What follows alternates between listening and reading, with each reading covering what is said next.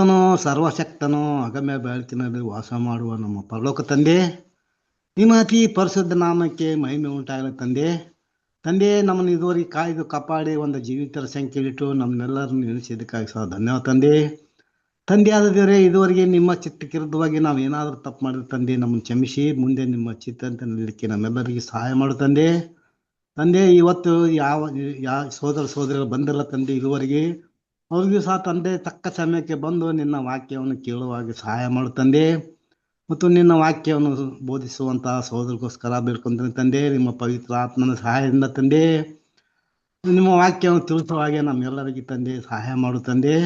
ತಂದೆ, ಆ ವಾಕ್ಯವನ್ನು ನಾವೆಲ್ಲರೂ ಕೇಳಿ ಆ ವಾಕ್ಯದ ಪ್ರಕಾರ ನಡೆಯುವ ಹಾಗೆ ತಂದೆ, ನಿಮ್ಮ ಚಿತ್ತಕ್ಕನುಸಾರವಾಗಿ ನಾನು ನಡೆದು ತಂದೆ ಈ ಭೂಲೋಕದ ಓಟವನ್ನು ಓಡಿ ಮುಗಿಸುವ ಹಾಗೆ ತಂದೆ ನಮ್ಮೆಲ್ಲರಿಗೆ ಸಹಾಯ ಮಾಡು ತಂದೆ. ಆದಿಯಿಂದ ಅಂತ್ಯದವರೆಗೂ ತಂದೆ ಈ ಕೂಟದಲ್ಲಿ ನಿಮ್ಮ ಪ್ರಸನ್ನತೆ ಇದ್ದು ಕೂಟವನ್ನು ಸಹ ನಡೆಸಿಕೊಡು ತಂದೆ.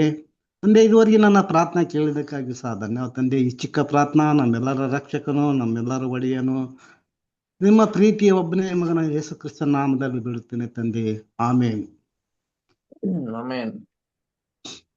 ಸಹೋದರ ಸಹೋದರರೇ, ಮೊದಲು ತಂದೆಯ ದೇವರು ಮಗನಾದ ಕ್ರಿಸ್ತನ ಕೂಡ ಈ ಒಂದು ಓಯಲೆಯಲ್ಲಿ ಕೃತಜ್ಞತೆನ ಹೇಳಿಕೊಂಡು ಮತ್ತೊಂದು ಬಾರಿ ದೇವದರ್ಶನ ಗೂಢಾರ ಪಾಠವನ್ನು ನಾವು ಕೇಳೋಕ್ಕೂ ಮತ್ತೆ ಮಾತಾಡೋಕ್ಕೆ ದೇವರು ಕೃಪೆ ಮಾಡಿರೋದಕ್ಕ ಕೂಡ ನಮ್ಮ ಅವರಿಗೆ ವಂದನೆಗಳನ್ನ ತಿಳಿಸ್ಕೊಂಡು, ಸಹೋದರ ಸಹೋದರಿ, ಹೋದ ವಾರ ನಾವು ಈ ಯಜ್ಞವೇದಿ ಅಂತ ಹೇಳಿ ನಾವು ಪಾಠವನ್ನ ನೋಡಿದ್ವಿ.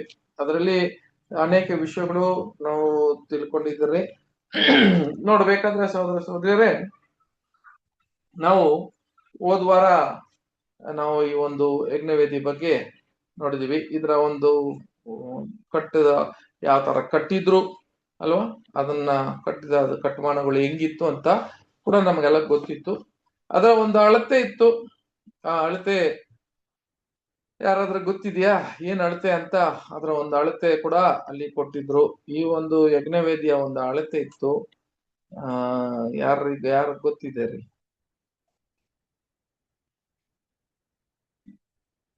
ಗೊತ್ತಿದ್ಯಾ ಯಾರಿಗಾದ್ರೆ? 5.5 ಮೊಳ ಬ್ರದರ್, 3 ಮೊಳ ಎತ್ತರ ಇತ್ತು. ಸೊ 5 ಅಂತ ನೋಡ್ಬೇಕಾದ್ರೆ ಇದರ ಒಂದು 5 ಮೊಳ ಅಂತ ನಾವು ನೋಡ್ತೀರಿ ಸಹೋದರ ಸಹೋದರಿಯರೇ. ಇದರ ಒಂದು 5 ಮೊಳ ಅಂತ ಹೇಳಿ, ಆಮೇಲೆ ಅದು 3 ಮೊಳ ಅದು ಎತ್ತರ ಇತ್ತು ಅಂತ ನಮಗ್ ಗೊತ್ತು. ಸಹೋದರ ಸಹೋದರಿಯರೇ, ಹೀಗೆ ನಾವು ಇದನ್ನ ಈ ಯಜ್ಞವೇದಿಯ ಒಂದು ಲೆಕ್ಕ ಮಾಡಿಸಿ ತಂದೆಯ ದೇವರು ಇದನ್ನ ತಾಮ್ರದಿಂದ ಇದನ್ನ ಮಾಡಿಸ್ಬೇಕು ಅಂತ ಹೇಳಿ, ಅದರಿಂದ ಆ ಅಳತೆ ಕೊಡುವಾಗ ಆ ಅಳತೆ ಯಾವ ಒಂದು ಸೈಜ್ಗೆ, ಯಾವ ಒಂದು ಶೇಪ್ಗೆ ಬರ್ತದೆ ಅಂತ ಹೇಳಿದ್ರೆ ಅದೊಂದು ಸ್ಕ್ವಯರ್ ಆಗಿ ಅದು ಬರುತ್ತೆ ಅಂತ ನಾವು ನೋಡಿದ್ವಿ. ಆ ಸ್ಕ್ವಯರ್ ಅಂತ ಬರುವಾಗ ಅಲ್ವಾ, ಅದರಲ್ಲಿ ನಮಗೆಲ್ಲ ಗೊತ್ತಿದೆ ಆ ಮುಕ್ಕೊನೆಗಳು ಅಂತ ಹೇಳುವಾಗ, ಅದರ ಒಂದು ಕ್ಲಿಯರ್ ಆಗಿ ಸ್ಕ್ವಯರ್ ಅಂತ ಬರುವಾಗ ಅದನ್ನ ಡಿವೈಡ್ ಮಾಡುವಾಗ, ಡಿವೈಡ್ ಅಂತ ಹೇಳಿದ್ರೆ ಸೋದರ ಸೋದರಿ ಇಲ್ಲ ಹಾಕಿದ್ದೀನಿ ನೋಡ್ರಿ, ಈ ತರ ಬಂದು ಡಯಾಗ್ನಲ್ ಆಗಿ 2 ಕಡೆ ನೋಡಿ, ಮೇಲೆ ಸ್ಕ್ವಯರ್ ಆಗಿ ಇರ್ತದೆ, ಅದನ್ನ 2 ಕಡೆ ಅದನ್ನ ಒಂದು ಲೈನ್ ಹಾಕ್ಸ್ಬಿಟ್ರೆ ಅದು 4 ಟ್ರಯಾಂಗಲ್ ಬಂದ್ಬಿಡುತ್ತದೆ ಅಂತ ನಾವು ನೋಡ್ತೀವಿ. ಹೌದು, ಮೇಲ್ಗಡೆ ಅದು ಕಟ್ಟಿದಂತ ಆ ಒಂದು ಸ್ಕ್ವಯರು ಆತನ ಕ್ರಿಸ್ತನ ಒಂದು ಯಜ್ಞದ ಬಲಿ ನೋಡ್ಬೇಕಾದ್ರೆ ಆತನ ಮುಖಾಂತರ, ಶಿಲುಬೆಯ ಮರಣ ಮುಖಾಂತರ, ಆ ಈಡುಬಲಿ ಮುಖಾಂತರ ಏನೆಲ್ಲಪ್ಪ ನೆರವೇರಿತ್ತು, ಯಾವುದೆಲ್ಲ ಮನುಷ್ಯನಿಗೆ, ಈ ಮನುಷ್ಯ ಕುಲನಿಗೆ ಇರುವ ಎಲ್ಲರಿಗೂ ತಂದೆಯ ದೇವರ ಬಗ್ಗೆ ಏನೆಲ್ಲ ಗೊತ್ತಿತ್ತು ಬಂತು ಅಂತ ಹೇಳುವಾಗ, ಸಹೋದರ ಸಹೋದರಿಯರೇ, ನಮಗ್ ಗೊತ್ತಿದಂಗೆ ಓದು ವಾರ ನಾವು ನೋಡಿದ್ವಿ. ಏನಪ್ಪಾ ಅಂತ ಹೇಳಿದ್ರೆ, ಆತನ ಒಂದು ಪ್ರೀತಿ, ಆತನ ಒಂದು ಮೊದಲು ನೀತಿ, ಅದರ ಬಗ್ಗೆ ನಾವು ಸ್ಟಡಿ ಮಾಡಿದ್ದೀರಿ. ಆ ನೀತಿ ಏನಪ್ಪಾ ಅಂತ ಹೇಳಿದ್ರೆ ಸಹೋದರ ಸಹೋದರಿಯರೇ, ನಮಗೆಲ್ಲ ಗೊತ್ತಿದ್ದಂಗೆ ಒಂದು ನೀತಿ, ತಂದೆಯ ದೇವರ ಒಂದು ನೀತಿ ಯಾವ ತರ ನೀತಿ ಇತ್ತು ಅಂತ ಹೋದ ವಾರ ನೋಡಿದ್ವಿ. ಅದು ತನ್ನ ಮಗನಾಗಿದ್ರೆ ಕೂಡ ಅದರ ನೀತಿಯ ಕರೆಕ್ಟ್ ಆಗಿ ಆತನ ಸಿಂಹಾಸನದಲ್ಲಿ ನೀತಿ ನ್ಯಾಯವೇ ಆತನ ಸಿಂಹಾಸನವ ಆಧಾರ ಅಂತ ಕೂಡ ನಾವು ನೋಡಿದ್ವಿ. ಅದರ ಇರುವಾಗ ಸಹೋದರ ಸಹೋದರಿಯರೇ, ಜೀವಕ್ಕೆ ಜೀವ ಸೇರಿಯಾಗಿ ಅದನ್ನ ನೀತಿಯ ರೂಪದಲ್ಲಿ ತಂದೆಯ ದೇವರು ತಗೊಂಡ್ರು. ಯಾಕೆ ಅಂತ ಹೇಳುವಾಗ ನೋಡಿ, ಏನೇ ಶಕ್ತಿ ಇದ್ರೂ ಕೂಡ ತಂದೆಯ ದೇವರು ಅಲ್ಲಿಂದ ಮನುಷ್ಯನ್ನ ಅವರು ರಕ್ಷಣೆ ಮಾಡ್ಲಿಲ್ಲ. ಯಾಕೆ ಮಾಡ್ಲಿಲ್ಲ ಅಂತ ಕೇಳಿದ್ರೆ, ಆ ರಕ್ಷಣೆ ಬಂದು ಅಲ್ಲಿಂದ ಮಾಡಿ ಎಲ್ಲರನ್ನೂ ಸರಿಪಡಿಸಬಹುದಾಗಿತ್ತು. ಅದೆಲ್ಲ ಅವರ ಚಿತ್ತ. ಏನಂತ ಕೇಳಿದ್ರೆ, ಆತನ ನೀತಿ, ಆತನ ನಿರ್ಮಾಣ ಏನಂತ ಕೇಳಿದ್ರೆ, ಆ ನೀತಿ ಅಂದ್ರೆ ನೀತಿ. ಅದೇ ತಂದೆ ದೇವ್ರು ನಾವು ನೋಡಿದೀವಲ್ಲ, ದೇವ್ರು ಅಂತ ಹೇಳುವಾಗ ಅದಕ್ಕೊಂದು ಕ್ವಾಲಿಟಿ ಇದೆ. ಸುಮ್ನೆ ದೇವರು ಅಂತ ಕೇಳಿದ್ರೆ ಬರೀ ಶಕ್ತಿಯನ್ನ ಇಟ್ಟುಕೊಂಡು ಆ ಶಕ್ತಿಯಿಂದ ಎಲ್ಲರನ್ನು ನಾಶ ಮಾಡೋದು, ಆತನ ದಬಾಳಿಕೆ ಮಾಡೋದು, ಅದಲ್ಲ ಪ್ರೀತಿ, ಅದಲ್ಲ ದೇವರು ಅಂತ ಹೇಳೋದು. ಆತನ ದೇವರು ಎಂತವನು ಅಂತ ಹೇಳ್ಬೇಕಾದ್ರೆ ಈ 4 ಗುಣಲಕ್ಷಣಗಳು ಉಂಟು. ಆ ಗುಣಲಕ್ಷಣಗಳಿಂದನೇ ಏನ್ ಮಾಡಕ್ ಸಾಧ್ಯವಂತ ಹೇಳಿದ್ರೆ, ಈ ಒಂದು ನಮ್ ದೇವರಪ್ಪ ಅಂತ ಮನುಷ್ಯನಕ್ಕೆ ಬೇಕಾಗಿರುವ ಈ 4 ಗುಣಲಕ್ಷಣಗಳು ಬಹಳ ಮುಖ್ಯವಂತದ್ದು. ಅದು ಯಾವ ತರ ಬಂದು ಕ್ರಿಸ್ತನ ಮೂಲಕ ನಮಗೆ ಇದನ್ನ ತಿಳಿಸ್ಕೊಟ್ರು ಅಂತ ಹೇಳಿದ್ರೆ, ಸಹೋದರ ಸಹೋದರಿ, ಆತನ ಜೀವವನ್ನು ಕೊಟ್ಟದ ಮೇಲೆ ತಂದೆಯ ಪ್ರೀತಿ ಏನು ಅಂತ ಗೊತ್ತಿತ್ತು, ಆತನ ಜ್ಞಾನ ಏನಂತ ಗೊತ್ತಿತ್ತು. ಅದೇ ತರ ತಂದೆಯ ದೇವರ ಶಕ್ತಿ ಏನಂತ ನಮಗೆ ಅರ್ಥ ಆಯಿತು. ಅನ್ನೋ ತನಕ ಏನಾಗ್ಲಿಲ್ಲ, ಕ್ರಿಸ್ತನು ಈ ಲೋಕಕ್ಕೆ ಬಂದಿರ್ಲಿಲ್ಲ ಅಂತ ಹೇಳುವಾಗ ಸಹೋದರ ಸಹೋದರಿಯರೇ, ಇವೆಲ್ಲ ತಂದೆ ದೇವರು ಯಾರು, ಏನು, ಯಾವ ತರ ಇದಲ್ಲ ಅಂತ ಒಂದು ಕೂಡ ಅರ್ಥ ಆಗ್ತಾ ಇರ್ಲಿಲ್ಲ. ಆ ತರ ನೋಡ್ಬೇಕಾದ್ರೆ ಈ ಯಜ್ಞವೇದಿ ಅಂತ ಹೇಳೋದು ಬಹಳ ಮುಖ್ಯ. ಅದರ ಮುಖಾಂತರ ನಮಗೆ ಎಲ್ಲ ಕ್ರಿಸ್ತನ ಮರಣದಿಂದ ಎಲ್ಲ ನಮಗೆ ತಂದೆಯ ದೇವರ ಬಗ್ಗೆ ಜ್ಞಾನವನ್ನು ಪಡ್ಕೊಂಡಿದೀವಿ ಅಂತ ನಾವು ಧೈರ್ಯವಾಗಿ ಹೇಳ್ಬೋದು. ಒಂದು ವಾಕ್ಯ ಹೇಳ್ರಿ, ಕ್ರಿಸ್ತನ ಮರಣ ಮೂಲಕ ನಮಗೆ ಸಿಕ್ಕಿದ್ದಂತ ಏನೆಲ್ಲ ಸಿಕ್ತು ಅಂತ ನೋಡ್ಬೇಕಾದ್ರೆ ಒಂದು ವಾಕ್ಯ ಓದಿ ನಾವು ಪಾಠ ಒಳಗೆ ಹೋಗೋಣ. 1 ಕೊರಿಂಥಿಯ 1ನೇ ಅಧ್ಯಾಯ ಕೊನೆ ವಾಕ್ಯ ಅಲ್ಲ,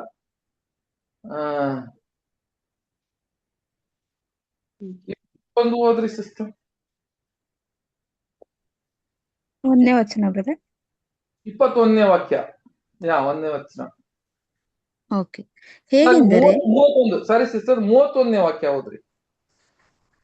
ಸರಿ ಬ್ರದರ್. ಹೆಚ್ಚಳ ಪಡುವವನು ಕರ್ತನಲ್ಲಿಯೇ ಹೆಚ್ಚಳ ಪಡಲಿ ಎಂಬ ವೇದೋಕ್ತಿ ನೆರವೇರುವುದಕ್ಕೆ ಇದರಿಂದ ಮಾರ್ಗವಾಯಿತು. ಆಮೇಲೆ 31 ಸಹೋದರರೇ, ನಾನಂತೂ ದೇವರು ಹೇಳಿಕೊಟ್ಟ ಮಾತನ್ನು ತಿಳಿಸುವವನಾಗಿ ನಿಮ್ಮ ಬಳಿಗೆ ಬಂದಾಗ ವಾಕ್ಚಾತುರ್ಯದಿಂದಾಗಲಿ ಜ್ಞಾನ ಭಂಡಾರದಿಂದಾಗಲಿ ಬರಲಿಲ್ಲ. ಸಿಸ್ಟರ್, 1 ಕೊರಿಂಥಿಯ 1ನೇ ಅಧ್ಯಾಯ 31ನೇ ವಾಕ್ಯ ಓದಿ ಸಿಸ್ಟರ್. ಅದೇ ಬ್ರದರ್ 31 ಓದಿದ್ದು. ಹೌದಾ? ನೀವು ಕ್ರಿಸ್ತ ಯೇಸುವಿನಲ್ಲಿರುವುದು ಆತನಿಂದಲೇ. ಕ್ರಿಸ್ತ ಯೇಸು ನಮಗೆ ದೇವರ ಕಡೆಯಿಂದ ಜ್ಞಾನವು ನೀತಿ ಶುದ್ಧೀಕರಣ ವಿಮೋಚನೆಗಳಿಗೆ ಕಾರಣನೂ ಆದನು. ಇದೇ ವಾಕ್ಯ ನಾವು ನೋಡ್ಬೇಕಾದ್ರೆ ಸಹೋದರ ಸಹೋದರಿಯರೇ, ಕ್ರಿಸ್ತನು ನೋಡ್ಬೇಕಾದ್ರೆ ಆತನ ಒಂದು ಸಹೋದರ ಸಹೋದರಿಯರೇ, ಆ ಶಿಲುಬೆಯ ಮರಣ ಮುಖಾಂತರ ನಮಗೆ ಏನೆಲ್ಲ ಆದನು ಅಂತ ಹೇಳುವಾಗ ಇಲ್ಲಿಗೆ ಕ್ಲಿಯರ್ ಆಗಿ ನಾವು ನೋಡ್ತೀವಿ ನೋಡ್ರಿ.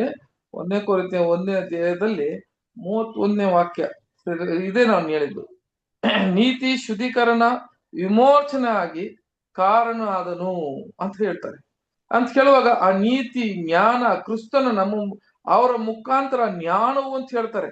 ಕ್ರಿಸ್ತ ಯೇಸು ನಮಗೆ ದೇವರ ಕಡೆಯಂತೂ ಜ್ಞಾನವು ನೀತಿ ಶುದ್ಧೀಕರಣ ನೋಡ್ಬೇಕಾದ್ರೆ ಅಲ್ಲ ವಿಮೋಚನವಾಗಿ, ಎಲ್ಲಾ ವಿಮೋಚನವಾಗಿ ಅಂತ ಹೇಳುವಾಗ ಸಹೋದರ ಸಹೋದರರೇ, ಆತನ ಮುಖಾಂತರ ಇವೆಲ್ಲ ನಮಗೆ ಸಿಕ್ಕಿತ್ತು, ಜ್ಞಾನವನ್ನು ಸಿಕ್ಕಿತ್ತು ಅಂತ ಕೂಡ ಹೋದ್ವಾರ ನಾವು ಇದನ್ನ ಸ್ಟಡಿ ಮಾಡಿದ್ರಿ ಸಹೋದರ ಸಹೋದರ.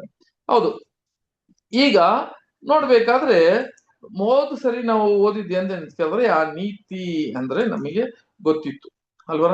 ಆ ನೀತಿ ಅಂತ ಹೇಳುವಾಗ ಅದು ಏನಪ್ಪಾ ಅಂತ ಕೇಳಿದ್ರೆ ಅದು ಸರಿಯಾದ ಒಂದು ನೀತಿ. ಯಾವುದಪ್ಪ ಅಂತ ಕೇಳಿದ್ರೆ ಅದು ಒಂದು ಈಡು ಬಲಿ ಅಂತ ಹೇಳ್ತಾರೆ. ಆತನ ಜೀವಕ್ಕೆ ಜೀವ ಅಂತ ಗೊತ್ತಿತ್ತು.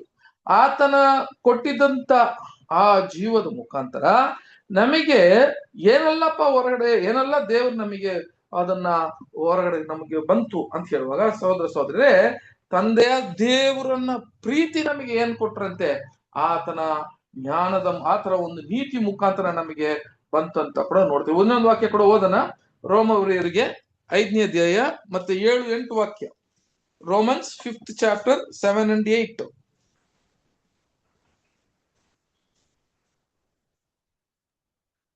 ನೀತಿವಂತರಿಗೋಸ್ಕರ ಯಾರಾದರೂ ಪ್ರಾಣ ಕೊಡುವುದು ಅಪರೂಪ.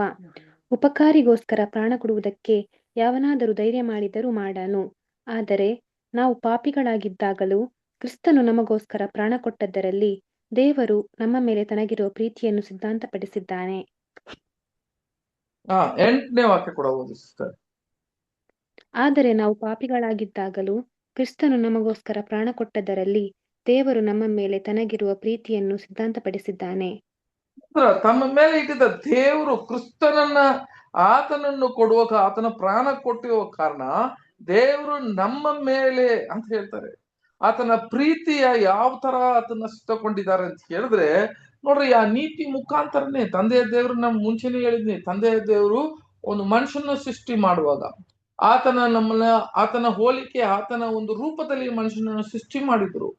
ಆದ್ರೆ ಸಹೋದರ ಸಹೋದರರೇ, ಆ ರೂಪ ಮತ್ತೆ ಆತನ ಹೋಲಿಕೆ ಅಂತ ಹೇಳುವಾಗ ನಮಗೆಲ್ಲ ಗೊತ್ತಿದೆ. ನಮ್ಗೆ ಕಣ್ಣಿದೆ, ಆದ್ರೆ ನಮ್ಗೆ ಕಣ್ಣಿದೆ, ನಾವು ನೋಡ್ತೀವಿ. ಆದ್ರೆ ತಂದೆ ದೇವರಿಗೆ ಯಾವ ತರ ಇದೆ ಅಂತ ಕೇಳಿದ್ರೆ, ಕಣ್ಣಿಲ್ಲ, ಆತನು ನೋಡ್ತಾನೆ. ಅದೇ ತರ ನಮಗೆ ಕಿವಿ ಇದೆ, ನಾವು ಕೇಳ್ತೀವಿ. ಆದ್ರೆ ತಂದೆ ದೇವರಿಗೆ ಕಿವಿ ಈ ತರ ಇಲ್ಲ, ಆದ್ರೆ ಕೇಳ್ತಾರೆ, ಬಾಯಿ ಮಾತಾಡ್ತಾರೆ. ಅದೇ ತರ ಆತನ ಹೃದಯದಲ್ಲಿ ಆತನ ಇರುವ ಎಲ್ಲಾ ಒಂದು ಸಂತೋಷವಾಗ್ಲಿ ದುಃಖವಾಗ್ಲಿ ಆತನು ಹೆಂಗೆ ಹೊರಗೆ ತರೋದು, ಹೆಂಗೆ ಅದನ್ನ ತೋರ್ಸೋದು ಸಾಧ್ಯವಿಲ್ಲ. ಯಾಕಂತ ಕೇಳಿದ್ರೆ, is not in the form of personality ಅಂತ ಕೇಳುವಾಗ ಆತನಿಗೆ ಹೆಂಗೆ ಅದನ್ನ ತೋರ್ಸೋದು ಅಂತ ಕೇಳಿದ್ರೆ, ಅದು ಕ್ರಿಸ್ತನ ಮುಖಾಂತರವೇ ಅದನ್ನ ತೋರಿಸಿದ್ರು ಅಂತ ನೋಡ್ತೀವಿ. ಹೌದು ಸಹೋದರ ಸಹೋದರರೇ, ನೋಡ್ರಿ, ಈ ಜ್ಞಾನ ಅಂತ ಹೇಳುವಾಗ ಎಂತ ಒಂದು ವಿಷಯ ಅಂತ ಕೇಳುವಾಗ ಸಹೋದರ ಸಹೋದರಿಯರೇ, ಕ್ರಿಸ್ತನ ಆ ಮರಣ ಮುಖಾಂತರ ದೇವರ ಒಂದು ಪ್ರೀತಿ ಏನು ಅಂತ ನಮಗೆ ಅರ್ಥ ಆಗೋದಿಕ್ಕೆ ಏನಾಯ್ತು ಅಂತ ಕೇಳಿದ್ರೆ, ದೇವರ ಪ್ರೀತಿ ನಮಗೆ ತೋರಿಸಿಕೊಟ್ರು ಅಂತ ನಾವು ನೋಡ್ತೀವಿ.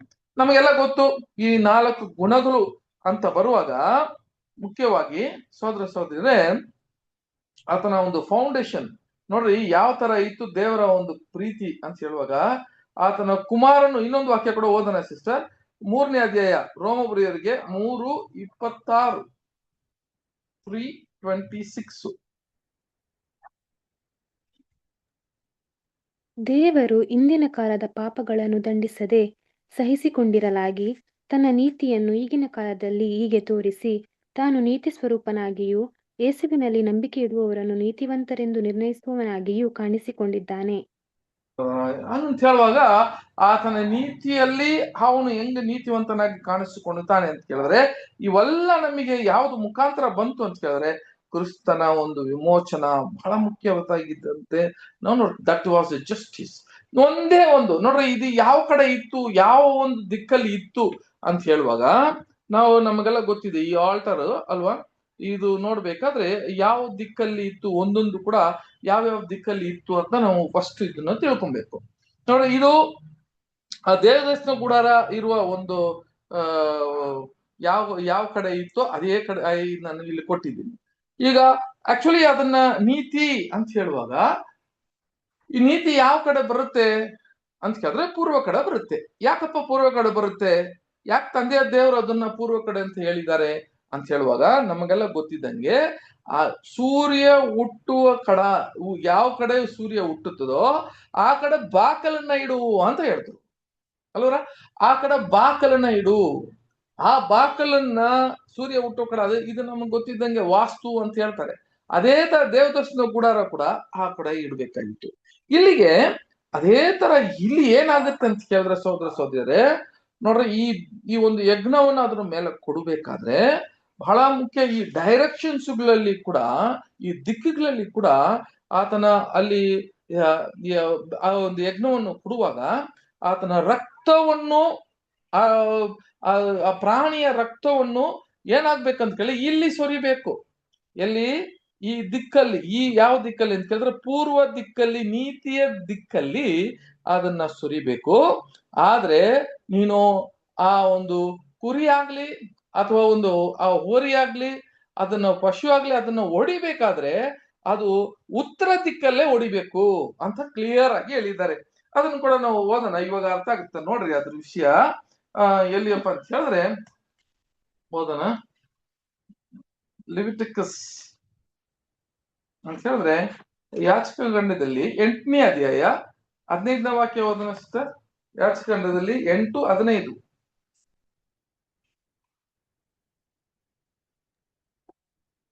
ಆ ಹೋರಿಯನ್ನು ವಧಿಸಿದ ಮೇಲೆ ಮೋಶೆ ಅದರ ರಕ್ತವನ್ನು ತನ್ನ ಬೆರಳಿನಿಂದ ಯಜ್ಞವೇದಿಯ ಕೊಂಬುಗಳಿಗೆ ಸುತ್ತಲೂ ಹಚ್ಚಿ ಯಜ್ಞವೇದಿಯನ್ನು ಶುದ್ಧಪಡಿಸಿ ಮಿಕ್ಕ ರಕ್ತವನ್ನು ಯಜ್ಞವೇದಿಯ ಬುಡದಲ್ಲಿ ಸುರಿದು ಬಿಟ್ಟನು. ಹೀಗೆ ಯಜ್ಞವೇದಿಯ ನಿಮಿತ್ತ ದೋಷಪರಿಹಾರಕ ನಡೆಸಿ ಅದನ್ನು ಪ್ರತಿಷ್ಠಿಸಿದನು. ಹಂಗೆ ಓದಿ ಸಿಸ್ಟರ್. ಆ ಹೋರಿಯ ಕರುಳುಗಳ ಮೇಲನ ಕೊಬ್ಬನ್ನು, ಕಾಳಿಜದ ಹತ್ತಿರವಿರುವ ಕೊಬ್ಬನ್ನು, 2 ಹುರುಳಿಕಾಯಿಗಳನ್ನು, ಅವುಗಳ ಮೇಲಿರುವ ಕೊಬ್ಬನ್ನು ಮೋಶೆ ತೆಗೆದುಕೊಂಡು ಯಜ್ಞವೇದಿಯ ಮೇಲೆ ಹೋಮ ಮಾಡಿದನು.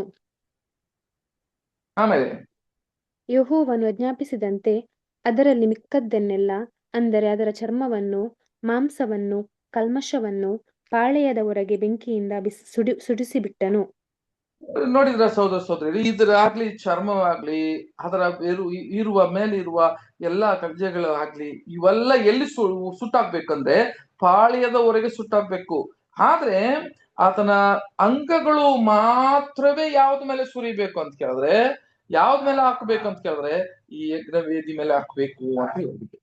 ಆ ರಕ್ತ ಎಲ್ಲಿ ಯಾವ ಕಡೆ ಅಂತ ಕೇಳಿದ್ರೆ ಅದು ಪೂರ್ವ ಕಡೆಯೇ ಏನು ಮಾಡ್ಬೇಕು ಅಂತ ಕೇಳಿದ್ರೆ ಆ ರಕ್ತವಲ್ಲ ಅಲ್ಲಿ ಸುರಿಬೇಕು ಅಂತ ಹೇಳ್ತಾರೆ. ನೋಡ್ರಿ, ಆ ರಕ್ತವ ಎಲ್ಲಿ ಸುರಿಬೇಕಂದ್ರೆ ಪೂರ್ವ ಕಡ ಅದನ್ನ ರಕ್ತವನ್ನ ಸುರಿಬೇಕು. ಯಾಕೆ ಇದು ನೋಡ್ರಿ ಎಂತ ಒಂದು ಡಿಸೈನ್ ಮಾಡಿದಾರೆ ಅಂತ ಕೇಳಿದ್ರೆ ಅದನ್ನ ಹೊಡಿಬೇಕಾದ್ರೆ ಯಾವ ಕಡೆ ಹೊಡಿಬೇಕು ಅದರಲ್ಲಿ ಓದೋಣ. ಯಾಜಕಖಂಡದಲ್ಲಿ 1ನೇ ಅಧ್ಯಾಯ 11ನೇ ವಾಕ್ಯ 1:11. ಅದನ್ನು ಯೆಹೋವನ ಸನ್ನಿಧಿಯಲ್ಲಿ ಯಜ್ಞವೇದಿಯ ಉತ್ತರ ಕಡೆ ವಧಿಸಬೇಕು. ತರುವಾಯ ಆರೋನನ ವಂಶದವರಾದ ಯಾಜಕರು ಅದರ ರಕ್ತವನ್ನು ಯಜ್ಞವೇದಿಗೆ ಸುತ್ತಲೂ ಎರಚಬೇಕು. ಈಗ ಏನ್ ಹೇಳ್ತಾನೆ ಅಂತ ಕೇಳಿದ್ರೆ ಅದನ್ನ ಹೊಡಿಬೇಕಾದ್ರೆ ಉತ್ತರ ದಿಕ್ಕಲ್ಲಿ ಅದನ್ನ ಹೊಡಿಬೇಕು ಅಂತ ಹೇಳ್ತಾನೆ. ಇದೇನಪ್ಪ ಉತ್ತರ ದಿಕ್ಕದಲ್ಲಿ ಹೊಡಿಬೇಕಂತೆ, ಆದ್ರೆ ರಕ್ತ ಮಾತ್ರ ಪೂರ್ವ ಕಡೆನೆ ಸುರಿಬೇಕಂತೆ. ಅಂದ್ರೆ ಅರ್ಥ ಏನು ಸಹೋದರ? ನೋಡ್ರಿ, ಆ ಉತ್ತರ ಕಡೆ ಇರುವ ಆ ದಿಕ್ಕಲ್ಲೇ ಆ ಒಂದು ಕುರಿ ಅಂತ ಕೇಳಿದ್ರೆ ಆ ಒಂದು ಹೋರಿನ ಹೊಡಿಬೇಕು ಅಂತ ಕೇಳಿದ್ರೆ ಏನ್ ಅರ್ಥ ಅಂತ ಕೇಳಿದ್ರೆ ಸಹೋದರ ಸಹೋದರರೇ, ಆತನ ಪ್ರೀತಿ ನೀತಿ. ರಕ್ತ ಬಂದು ನೀತಿ ನಮಗೆಲ್ಲ ಗೊತ್ತು, ಆದ್ರೆ ಆತನ ಪ್ರೀತಿ ಅಂತ ಬರುವಾಗ ಸಹೋದರ ಸಹೋದರೇ ತಂದೆಯಾದ ದೇವರು ನೋಡ್ರಿ, ಈ ಯಜ್ಞನ ನಿಜವಾದ ಯಜ್ಞನ ಯಾರಪ್ಪ ಕೊಟ್ಟಿದ್ದು ಇದು ಅಂತ ಕೇಳಿದ್ರೆ ತಂದೆ ದೇವರೇ ಕೊಟ್ರಂತೆ. ಆತನ ಮಗನನ್ನು ಕೊಡುವಾಗ ಅದು ಏನಪ್ಪ ಸೂಚನೆ ಆಗ್ತದೆ ಅಂತ ಕೇಳಿದ್ರೆ, ನೋಡು, ನನಗೆ ಒಂದು ಮೇಲೆ ಪ್ರೀತಿ, ನನಗೆ ಸೇರಿದಂತ ಒಂದು ವಸ್ತು, ಆ ವಸ್ತುನ ನಾನು ಕೊಡದೆ ಅದು ಪ್ರೀತಿ. ಅದು ನಾನೇ ಕೊಡ್ದಂಗೆ, ನನ್ನನ್ನೇ ಕೊಡ್ದಂಗೆ. ಅದಕ್ಕೆ ಕ್ರಿಸ್ತನು ಹೇಳೋದು, ಸ್ವಲ್ಪ ನೀನು ನೋಡ್ತಾ ಫಿಲಿಪನ್ನ ನೋಡಿ ಹೇಳ್ತಾ ಇದ್ದಾರೆ, ಫಿಲಿಪ ನೀನ್ ನೋಡ್ತಾ ಇರೋದು, ನೀನು ಕೇಳ್ತೀಯ ತಂದೆ ದೇವ್ರನ್ನ ನನಗೆ ತೋರ್ಸು ಅಂತ, ಆದ್ರೆ ನಾನು ಮುಂದೆನೆ ನಿಂತಿದ್ದೀನಿ ಅಲ್ವಾ, ನಾನ್ ನೋಡ್ತಾ ಇದ್ದೀನಿ, ನೀನ್ ನನ್ನ ನೋಡಿದ ಮೇಲೆ ಕೂಡ ಅದ್ ಹೆಂಗೆ ನೀನ್ ತಂದೆ ದೇವ್ರನ್ನ ತೋರ್ಸು ಅಂತ ಕೇಳ್ತೀಯ ಅಂತ ಹೇಳುವಾಗ ಅದನ್ನ ಅರ್ಥ ಏನಂತ ಕೇಳಿದ್ರೆ ಸಹೋದರ ಸಹೋದರರೇ, ಆತನ ಸ್ವರೂಪ ನಮಗ್ ಗೊತ್ತಿದೆಯಲ್ಲ. ಏನು ನನ್ನ ಮುಂಚೆನೆ ಹೇಳಿದ ಕಣ್ಣು ಆ ನಿಂತ್ಕೊಂಡು ನೋಡ್ತಾ ಇರೋದು, ನಾನ್ ನೋಡ್ತಾ ಇರೋದು ಕಣ್ಣು ಬೇಕಾದ್ರೆ ನನ್ನದಾಗಿರ್ಬೋದು, ಆದ್ರೆ ತಂದೆ ದೇವ್ರು ನಿನ್ನ ನೋಡ್ತಾ ಇದ್ದಾರೆ. ನೀವು ಹೇಳುವ ಮಾತು ನಾನು ಆಡುವ ಮಾತುಗಳಲ್ಲ, ನಾನು ಆಡ್ಬೋದು, ಆದ್ರೆ ನನ್ನ ಮಾತುಗಳಲ್ಲ, ನನ್ನ ವಾಕ್ಯಗಳೆಲ್ಲ ನಂದಲ್ಲ, ತಂದೆಯ ದೇವ್ರದೇ ಮಾತುಗಳಲ್ಲ. ನೀವು ಮಾತಾಡೋದೆಲ್ಲ ಕೇಳ್ತಾ ಇದ್ದೀನಿ, ಕಿವಿ ನಂದಾಗಿರ್ಬೋದು, ಆದ್ರೆ ಕೇಳ್ತಾ ಇರೋದಲ್ಲ ತಂದೆ ಅಂತ ಹೇಳುವ ಸಹೋದರ ಸಹೋದರರೇ, ಹಾಗಿದ್ರೆ ಆತನನ್ನೇ ನಮಗೆ ಆತನ ರಕ್ತವನ್ನು ಸುರಿಯುವಾಗ, ಆತನನ್ನೇ ಕೊಡುವಾಗ ಅದು ತಂದೆ ದೇವರೇ ಅದನ್ನ ನೆರವೇರಿಸಿದನು ಅಂತ ನಾವು ನೋಡ್ತೀವಿ. ಹೌದು ಸಹೋದರ ಸಹೋದರರೇ, ಆ ತರ ಇರುವಾಗ ನಾರ್ತ್ ಉತ್ತರ ಅಂತ ಬರುವಾಗ ನಮಗೇನಪ್ಪ ಯಾರು ಇರೋ ಜಾಗ ಅದು ಅಂತ ನಾವು ನೋಡುವಾಗ ಅದು ಯಾರು ಇರೋ ಜಾಗ ರೀ, ನಮಗೆಲ್ಲ ಗೊತ್ತಿದಂಗೆ ಅದು ಯಾರಿರೋ ಜಾಗ ಅಂತ ಹೇಳುವಾಗ ಅದು ದೇವರಿರುವ ಸ್ಥಳ.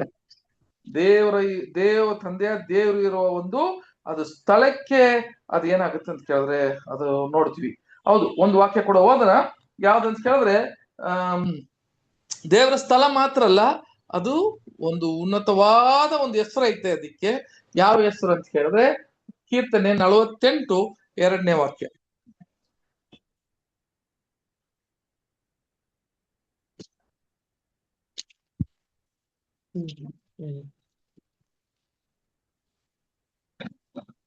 ರಾಜಾಧಿರಾಜನ ಪಟ್ಟಣವಿರುವ ಚಿಯೋನ್ ಪರ್ವತವು ಉತ್ತರ ದಿಕ್ಕಿನಲ್ಲಿ ಉನ್ನತವಾಗಿಯೂ ರಮ್ಯವಾಗಿಯೂ ಭೂಲೋಕದಲ್ಲೆಲ್ಲ ಕಂಗೊಳಿಸುತ್ತಿರುವುದು. ನೋಡ್ರ, ರಾಜ ಇರುವ ಉನ್ನತದಲ್ಲಿರುವ ಎಂತ ಒಂದು ವಿಷಯ ಅಂತ ಹೇಳಿದ್ರೆ ಸೋದರರೇ, ಇಲ್ಲಿಗೆ ಮತ್ತೆ ಓದಿಸ್ತ ವಾಕ್ಯ 48:2. ರಾಜಾಧಿರಾಜನ ಪಟ್ಟಣವಿರುವ ಚಿಯೋನ್ ಪರ್ವತವು ಉತ್ತರ ದಿಕ್ಕಿನಲ್ಲಿ ಉನ್ನತವಾಗಿಯೂ ರಮ್ಯವಾಗಿಯೂ ಭೂಲೋಕದಲ್ಲೆಲ್ಲ ಕಂಗೊಳಿಸುತ್ತಿರುವುದು. ನೋಡಿದ, ರಾಜಾದಿರಾಜನಾದ ಆ ಪಟ್ಟಣ ಇರುವ ಸಿಯೋನು ಬಹಳ ಆ ಸಿಯೋನು ಅಂತ ಕೇಳಿದ್ರೆ ಅದು ಯಾವ ಕಡೆ ಇದೆ ಅಂತ ಕೇಳಿದ್ರೆ ಉತ್ತರ ದಿಕ್ಕದಲ್ಲಿ ಇದೆ ಅಂತ ಹೇಳ್ತಾನೆ. ಹೌದು ಸಹೋದರ ಸಹೋದರರೇ, ಅಂದ್ರೆ ಅದನ್ನ ಹೊಡಿಬೇಕಾದ್ರೆ ಯಾವ ಕಡೆ ಹೊಡಿಬೇಕು ಅಂತಿದ್ರೆ ಉತ್ತರ ದಿಕ್ಕದಲ್ಲಿ ಹೊಡಿಬೇಕಂತೆ. ಆದ್ರೆ ಏನಾದ್ರು ಅರ್ಥ ಏನಂತ ಕೇಳಿದ್ರೆ ಸಹೋದರ ಸಹೋದರರೇ, ಇಲ್ಲಿ ಕ್ರಿಸ್ತನು ಬಂದು ಏನೇ ಕೂಡ ಆತನ ಬಲಿಯ ರಕ್ತವನ್ನು ಸುರಿದ್ರೆ ಕೂಡ ಇದನ್ನ ನೆರವೇರಿಸಿ ಕೊಟ್ಟಿದ್ದು ತಂದೆಯ ದೇವರಂತೆ. ಆತನೇ ಬಂದು ತನ್ನವನ್ನೇ ಅವನು ನಮಗಾಗ ಕೊಟ್ಟು ಆತನ ಪ್ರೀತಿಯನ್ನು ಕೊಡುವಾಗ ಕ್ರಿಸ್ತನ ಮೂಲಕ ಇದನ್ನ ತೋರಿಸ್ಕೊಟ್ಟದ್ರು. ರಕ್ತ ಸುರಿದದ್ದು ಯಾರಂತ ಕೇಳಿದ್ರೆ ಕ್ರಿಸ್ತನು. ಅದಕ್ಕೆ ನೋಡ್ರಿ, ಈ ಪೂರ್ವ ದಿಕ್ಕಲ್ಲಿ ಆತನ ರಕ್ತವು ಯಾವ ಕಡೆ ಬಂತು ಅಂತ ಕೇಳಿದ್ರೆ ನಮಗೆಲ್ಲ ಪೂರ್ವ ಕಡ ಅಂತ ಹೇಳುವಾಗ ಸಹೋದರ ಸಹೋದರರೇ, ಇಲ್ಲಿಗೆ ಕ್ರಿಸ್ತನ ಒಂದು ವಿಧಿಯತನ ಇಲ್ಲಿನ ತೋರಿಸ್ತದೆ. ಯೇಸು ಕ್ರಿಸ್ತನ ಒಂದು ವಿಧಿಯತನ, ಅದೇ ತರ ಒಂದು ಕ್ಷಮೆ ಅಲ್ಲಿಗೆ ಸಿಗ್ತದೆ ನಮಗೆ. ಯಾರ ಮುಖಾಂತರ ಅಂತ ಕೇಳಿದ್ರೆ ತಂದೆಯ ದೇವರ ಒಂದು ಪ್ರೀತಿ. ನೋಡ್ರಿ, ಅದು ಉತ್ತರ ದಿಕ್ಕಲ್ಲಿರುವ ಆ ರಾಜನ ಅರಮನೆ ಅಂತ ಹೇಳ್ತಾರೆ. ಆ ಪಟ್ಟಣವು ಸಿಯೋನ್ ಪಟ್ಟಣವು ಅಂತ ಹೇಳ್ತಾರೆ. ಆ ಪಟ್ಟಣದಲ್ಲಿ ಸಹೋದರ ಸಹೋದರಿ, ಇದು ಇನ್ನೊಂದು ಕಡೆ ಕೂಡ ನಾವು ಬರೆದಿರೋದು ನೋಡ್ತೀವಿ. ಯಾರಂತ ಕೇಳಿದ್ರೆ ಇಲ್ಲಿ ಒಬ್ಬನು ನಾನು ಮೇಲೆ ಹತ್ತಿ ಹೋಗ್ತೀನಿ ಅಂತ ಹೇಳುವ ಒಂದು ವಾಕ್ಯ ಇದೆ. ಒಬ್ಬನು ಹೋಗ್ತೀನಿ ಅಂತ ಹೇಳಿದ್ದಂತ ಒಂದು ವಿಷಯ, ಅದು ಕೂಡ ಓದ್ಬಿಡೋಣ. ಯೆಶಾಯ 14ನೇ ಅಧ್ಯಾಯ, ಯೆಶಾಯ 14:12 ತನಕ ಓದ್ರಿ ಸಿಸ್ಟರ್. ಆಹಾ, ಉದಯ ನಕ್ಷತ್ರವೇ, ಬೆಳ್ಳಿಯೇ, ಆಕಾಶದಿಂದ ಹೇಗೆ ಬಿದ್ದೆ ಜನಾಂಗಗಳನ್ನು ಕೆಡವಿದ ನೀನು, ಕಡಿಯಲ್ಪಟ್ಟು ನೆಲಕ್ಕೆ ಉರುಳಿದೆಯಲ್ಲ. ನೀನು ನಿನ್ನ ಮನಸ್ಸಿನಲ್ಲಿ, ನಾನು ಆಕಾಶಕ್ಕೆ ಹತ್ತಿ ಉತ್ತರ ದಿಕ್ಕಿನ ಕಟ್ಟ ಕಡೆಯೇ ಇರುವ ಸುರಗಣ ಪರ್ವತದಲ್ಲಿ ನನ್ನ ಸಿಂಹಾಸನವನ್ನು ದೇವರ ನಕ್ಷತ್ರಗಳಿಗಿಂತ ಮೇಲೆ ಏರಿಸಿ ಆಸೀನನಾಗುವೆನು. ಆಮೇಲೆ 14, ಉನ್ನತ ಮೇಘಮಂಡಲದ ಮೇಲೆ ಏರಿ ಉನ್ನತೋನ್ನತನಿಗೆ ಸರಿಸಮಾನನಾಗುವೆನು ಅಂದುಕೊಂಡಿದ್ದೀಯಲ್ಲ. ಆದರೆ ನೀನು ಪಾತಾಳಕ್ಕೆ, ಅಧೋಲೋಕದ ಅಗಾಧ ಸ್ಥಳಗಳಿಗೆ ತಳ್ಳಲ್ಪಡುತ್ತಿದ್ದಿ. ನಿನ್ನನ್ನು ಕಂಡವರು ಸಾಕು. ಸಹೋದರ ಸಹೋದರರೇ, ಇಲ್ಲಿ ನೋಡಿದಂತ ಒಂದು ಅದ್ಭುತವಾಗಿರುವ ಒಂದು ವಾಕ್ಯ ಇದು. ಇಲ್ಲಿಗೆ ಇದು ಯಾರಪ್ಪ ಅಂತ ಕೇಳಿದ್ರೆ ಲೂಸಿಫರ್ ಹೇಳುವ ಒಂದು ಮಾತು. ಏನ್ ಹೇಳ್ತಾನೆ ಅಂತ ಕೇಳಿದ್ರೆ, ನಾನು ಉತ್ತರ ದಿಕ್ಕಕ್ಕೆ ಏನ್ ಮಾಡ್ತೀನಿ ಅಂತ ಕೇಳಿದ್ರೆ ಹತ್ತಿ ಹೋಗ್ತೀನಿ. ಉದಯ ನಕ್ಷತ್ರವೇ ಅಂತ ಹೇಳಿದ್ರೆ ಅದು ಲೂಸಿಫರ್ ಅಲ್ವಾ. ಇವನು ಆಕಾಶದಿಂದ ಹೇಗೆ ಬಿದ್ದ ಅಂತ ಹೇಳುವಾಗ ಅವನು ಹೇಳ್ತಾನೆ ಇಲ್ಲಿಗೆ, ಸಹೋದರ ಸಹೋದರರೇ, ನಾನು ನಿನ್ನ ಏನ್ 13ನೇ ವಾಕ್ಯ ಹೋದ್ರಿ. ನೀನು ನಿನ್ನ ಮನಸ್ಸಿನಲ್ಲಿ, ನಾನು ಆಕಾಶಕ್ಕೆ ಹತ್ತಿ ಉತ್ತರ ದಿಕ್ಕಿನ, ಇಲ್ಲಿಗೆ ಒಂದೊಂದಾಗಿ ಹೋದ್ರಿ. ನೀನು ನಿನ್ನ ಮನಸ್ಸಲ್ಲಿ, ನಾನು ಆಕಾಶಕ್ಕೆ ಹತ್ತಿ ಉತ್ತರ ದಿಕ್ಕಲ್ಲಿ ಏನಂತೆ ಕಟ್ಟ ಕಡೆ ಇರುವ ಸುರಗಣ ಪರ್ವತದಲ್ಲಿ ನಾನು ನನ್ನ ಸಿಂಹಾಸನವನ್ನು ದೇವರ ನಕ್ಷತ್ರಗಳಿಗಿಂತ ಮೇಲೆ ಏರಿಸಿ ಆಸೀನನಾಗುವೆನು. ಇವಾಗ ನಾನು ಏರಿಸಿ ಅರಸನಾಗುವನು ಅಂತ ಹೇಳ್ತಾನೆ. ಆತನ ಮನಸ್ಸಲ್ಲಿ ಇತ್ತಂತೆ ಅದು ಕ್ರಿಸ್ತನು ಯಾವ ಮುಖಾಂತರ ಅದು ಆಯ್ತು ಅಂತ ಕೇಳಿದ್ರೆ, ಇವನು ಮನಸ್ಸಲ್ಲಿ ಇದ್ದಿದ್ದಂತ ಕ್ರಿಸ್ತನು ಆತನೇ ಇಲ್ಲಿ ಬಂದು ಅವರು ಆತನ ಮರಣವನ್ನು, ಆತನ ಮನುಷ್ಯನಾಗಿ ಇಲ್ಲಿ ಹುಟ್ಟಿದ ಮೇಲೆ ಆತನ ಮರಣವನ್ನು, ಆತನ ದೇಹವನ್ನು ಕೊಟ್ಟಿದ ಮೇಲೆ ಕ್ರಿಸ್ತನ ಮೇಲೆ ಹತ್ತಿದ್ನು ಆ ಒಂದು ಸ್ಥಳಕ್ಕೆ. ಅದೇ ತರ ಇಲ್ಲಿ ಏನ್ ಹೇಳ್ತಾನೆ 14ನೇ ವಾಕ್ಯ, ಉನ್ನತ ಮೇಘಮಂಡಲದ ಮೇಲೆ ಏರಿ ಉನ್ನತೋನ್ನತನಿಗೆ ಸರಿ ಸಮಾನನಾಗುವೆನು ನೋಡಿ ಅವನು ಅಂದುಕೊಂಡಿದ್ದೀಯಲ್ಲ. ಹೇಳ್ತಾನೆ ಕೇಳಿದ್ರೆ, ತಂದೆ ದೇವರಿಗೆ ಅವನನ್ನು ಸರಿಸಮಾನ ಆಗ್ತೀನಿ ಅಂತ ಅವನು ಮನಸ್ಸಲ್ಲಿ ಅಂದುಕೊಂಡಿದ್ನಂತೆ. ನಾನು ತಂದೆ ದೇವರು ಆ ಒಂದು ಸ್ಥಳಕ್ಕೆ ಅವರಿಗೆ ಸರಿಸಮಾನವಾಗಿ ಇರುವ ಆ ಸ್ಥಳಕ್ಕೆ ನಾನು ಹೋಗ್ತೀನಿ, ಅವ್ರಿಗೆ ಸರಿಸಮಾನವಾಗಿ ಇರ್ತೀನಿ ಅಂತ ಅವನು ಮನಸ್ಸಲ್ಲಿ ಅಂದ್ಕೊಂಡಿದ್ದಂತೆ. ಆದ್ರೆ ತಂದೆ ದೇವರು ಕ್ರಿಸ್ತನ ಈ ಒಂದು ಯಜ್ಞದ ಆ ಈಡು ಬಲಿ ಮುಖಾಂತರ ತಂದೆ ದೇವ್ರನ್ನ ಯೇಸು ಕ್ರಿಸ್ತನ ಕರೆಸಿ ಆತನ ಸರಿಸಮಾನವಾಗಿ ಕ್ರಿಸ್ತನನ್ನ ಏನ್ ಮಾಡಿದ್ರಂತೆ, ಜಯ ಹೊಂದಿ ಆತನ ಸಿಂಹಾಸನದಲ್ಲಿ ಕೂತುಕೊಳ್ಳೋದಕ್ಕೆ ಕ್ರಿಸ್ತನನ್ನು ಕೊಟ್ರು. ಅದೇ ತರ ಎಲ್ಲಾ ನಕ್ಷತ್ರಗಳಿಗಂತ ಏನ್ ಮಾಡಿದ್ರು ಅಂತ ಕೇಳಿದ್ರೆ, ಆತನನ್ನು ಉನ್ನತವಾದ ಒಂದು ಸ್ಥಳಕ್ಕೆ ನಾನು ಹೋಗುವೆನು ಅಂತ ಇವನು ಮನಸ್ಸಲ್ಲಿ ಇದ್ದಿದ್ದಂತ ಕ್ರಿಸ್ತನು ಏನು ಮಾಡಿದ್ರು ಅಂತ ಕೇಳಿದ್ರೆ, ಆತನ ಎಲ್ಲಾ ಒಂದು ತನ್ನ ತಂದೆಯ ದೇವರ ಯೋಜನೆಯನ್ನು ಪರಿಪೂರ್ಣ ಮಾಡುವಾಗ, ಅದನ್ನ ನೆರವೇರಿಸುವಾಗ, ಇವ್ರು ಎಲ್ಲಾ ನಕ್ಷತ್ರಗಳ ಮೇಲೆ ಅಂತ ಹೇಳುವಾಗ ಎಲ್ಲಾ ದೂತರುಗಳು ಅಲ್ವಾ, ಎಲ್ಲದಕ್ಕಿಂತ ಮೇಲೆ ಯಾರು ಹೋಗಿದ್ರು ಅಂತ ಹೇಳಿದ್ರೆ ಕ್ರಿಸ್ತನು ಇದನ್ನ ನೆರವೇರಿಸಿದ್ರು. ನೋಡ್ರಿ, ಇದು ಲೂಸಿಫರ್ ಮನಸ್ಸಲ್ಲಿ ಇದ್ದಿದ್ದಂತ ಒಂದೊಂದು ವಿಷಯ. ನಾನು ಮಾಡುವೆನು ಅಂತ, ನಾನು ಹೋಗುವೆನು ಅಂತ ಅವನು ಮನಸ್ಸಲ್ಲಿ ಇದ್ದಿದ್ದು, ಕ್ರಿಸ್ತನು ಆತನ ಕ್ರಿಯೆಗಳಿನ ಮುಖಾಂತರ ಆತನ ದೇಹವನ್ನು ಕೊಟ್ಟು ಈ ಯಜ್ಞ ವೇದಿ ಮೇಲೆ ಆತನ ಎಲ್ಲ ಸರ್ವ ಅಂಗವನ್ನು ಅವರು ಕೊಡುವಾಗ ಅವನು ಹೇಳಿದ ಮಾತೆಲ್ಲ ಕ್ರಿಸ್ತನ ಅದನ್ನ ನೆರವೇರಿಸಿದ್ರು ಅಂತ ನೋಡ್ತೀವಿ. ಆದ್ರೆ ಅವನು ಪಾತಾಳಕ್ಕೆ ಹೋದ ಸಹೋದರ, ಇದಕ್ಕೆ ಮುಖ್ಯವಾದ ಕಾರಣ ಏನಂತ ಕೇಳಿದ್ರೆ, ಆ ಕ್ರಿಸ್ತನಲ್ಲಿ ಇದ್ದಿದ್ದಂತ ಗುಣಲಕ್ಷಣಗಳು, ತಂದೆಯ ದೇವರಲ್ಲಿ ಇದ್ದಿದ್ದಂತ ಗುಣಲಕ್ಷಣಗಳು ಯೇಸು ಕ್ರಿಸ್ತನ ಮೂಲಕ ಇದನ್ನ ನೆರವೇರಿದಂತ ನಾವು ನೋಡ್ತೀವಿ. ಸರಿ ಸಹೋದರ ಸಹೋದರಿಯರೇ, ಇಲ್ಲಿಗೆ ನೋಡ್ಬೇಕಾದ್ರೆ ಎಂತ ಒಂದು ಪ್ರೀತಿ ಯೇಸು ಕ್ರಿಸ್ತನ ತಂದೆಯ ದೇವರ ಒಂದು ಪ್ರೀತಿ ಅಂತ ಹೇಳುವಾಗ ಅಲ್ವಾ, ನಮಗೆಲ್ಲ ಗೊತ್ತು ಈ 4 ಗುಣಲಕ್ಷಣಗಳಲ್ಲಿ ಪ್ರೀತಿ ಅಂತ ನಾವು ಬರುವಾಗ ಸಹೋದರ ಸಹೋದರಿಯರೇ ನೋಡ್ರಿ, ಅವರು ಪ್ರೀತಿ ಹೆಂಗೆ ಅವರು ತಂದ್ರಿ ಅಂತ ಹೇಳುವಾಗ ಒಂದ್ ಕೆಲವು ವಾಕ್ಯಗಳು ಮಾತ್ರ ನಾವು ಓದೋಣ.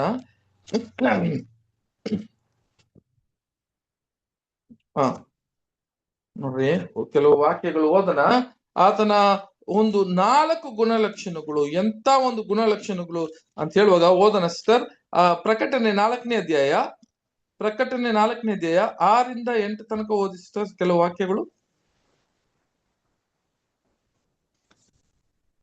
ಇದಲ್ಲದೆ ಸಿಂಹಾಸನದ ಮುಂದೆ ಸ್ಫಟಿಕಕ್ಕೆ ಸಮಾನವಾದ ಗಾಜಿನ ಸಮುದ್ರವಿದ್ದ ಹಾಗೆ ತೋಚಿತು. ಸಿಂಹಾಸನದ ಮಧ್ಯದಲ್ಲಿ ಅದರ 4 ಕಡೆಗಳಲ್ಲಿ 4 ಜೀವಿಗಳಿದ್ದವು. ಅವುಗಳಿಗೆ ಹಿಂದೆ ಮುಂದೆ ತುಂಬಾ ಕಣ್ಣುಗಳಿದ್ದವು. ಆ 4 ಜೀವ ಯಾವುಗಳು? ಮೊದಲನೆಯ ಜೀವಿಯು ಸಿಂಹದಂತಿತ್ತು, ಎರಡನೆಯ ಜೀವಿಯು ಹೋರಿಯಂತಿತ್ತು, ಮೂರನೆಯ ಜೀವಿಯ ಮುಖವು ಮನುಷ್ಯನ ಮುಖದಂತಿತ್ತು, ನಾಲ್ಕನೆಯ ಜೀವಿಯು ಹಾರುವ ಗರುಡ ಪಕ್ಷಿಯಂತಿತ್ತು.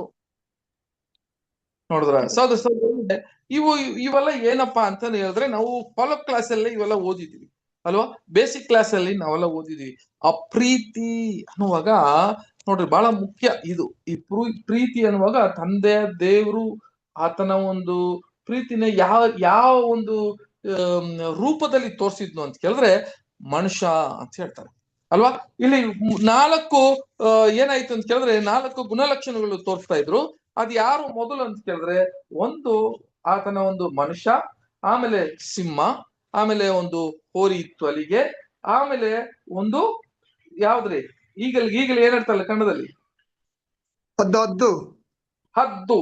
ನೋಡ್ರಿ, ಈ 4 ಗುಣಲಕ್ಷಣಗಳಲ್ಲಿ ಅದನ್ನು ಸಿಂಹ, ಆ ಹೋರಿ, ಆಮೇಲೆ ಮನುಷ್ಯನು, ಆಮೇಲೆ ಹದ್ದು. ಈ ಹದ್ದನ್ನ ನೋಡ್ಬೇಕಾದ ಸಹೋದರ ಸಹೋದರಿಯರೇ, ಈ 4 ಗುಣಲಕ್ಷಣಗಳನ್ನ ತಂದೆಯ ದೇವರ ಗುಣಲಕ್ಷಣಗಳಲ್ಲಿ ಒಂದು ಆ ಪ್ರೀತಿ ಅಂತ ಬರುವಾಗ, ಅದು ಯಾವುದು ಮುಖಾಂತರ ತೋರ್ಸೋದ್ ಬಲ್ಲೆ ಅಂತ ಹೇಳಿದ್ರೆ, ದೂತರಗಳ ಮುಖಾಂತರ ಅದನ್ನ ತಂದೆಯ ದೇವರ ಪ್ರೀತಿ ಹೇಗಿತ್ತು ಅಂತ ತೋರ್ಸಕ್ಕೆ ಸಾಧ್ಯವಿರ್ಲಿಲ್ಲ.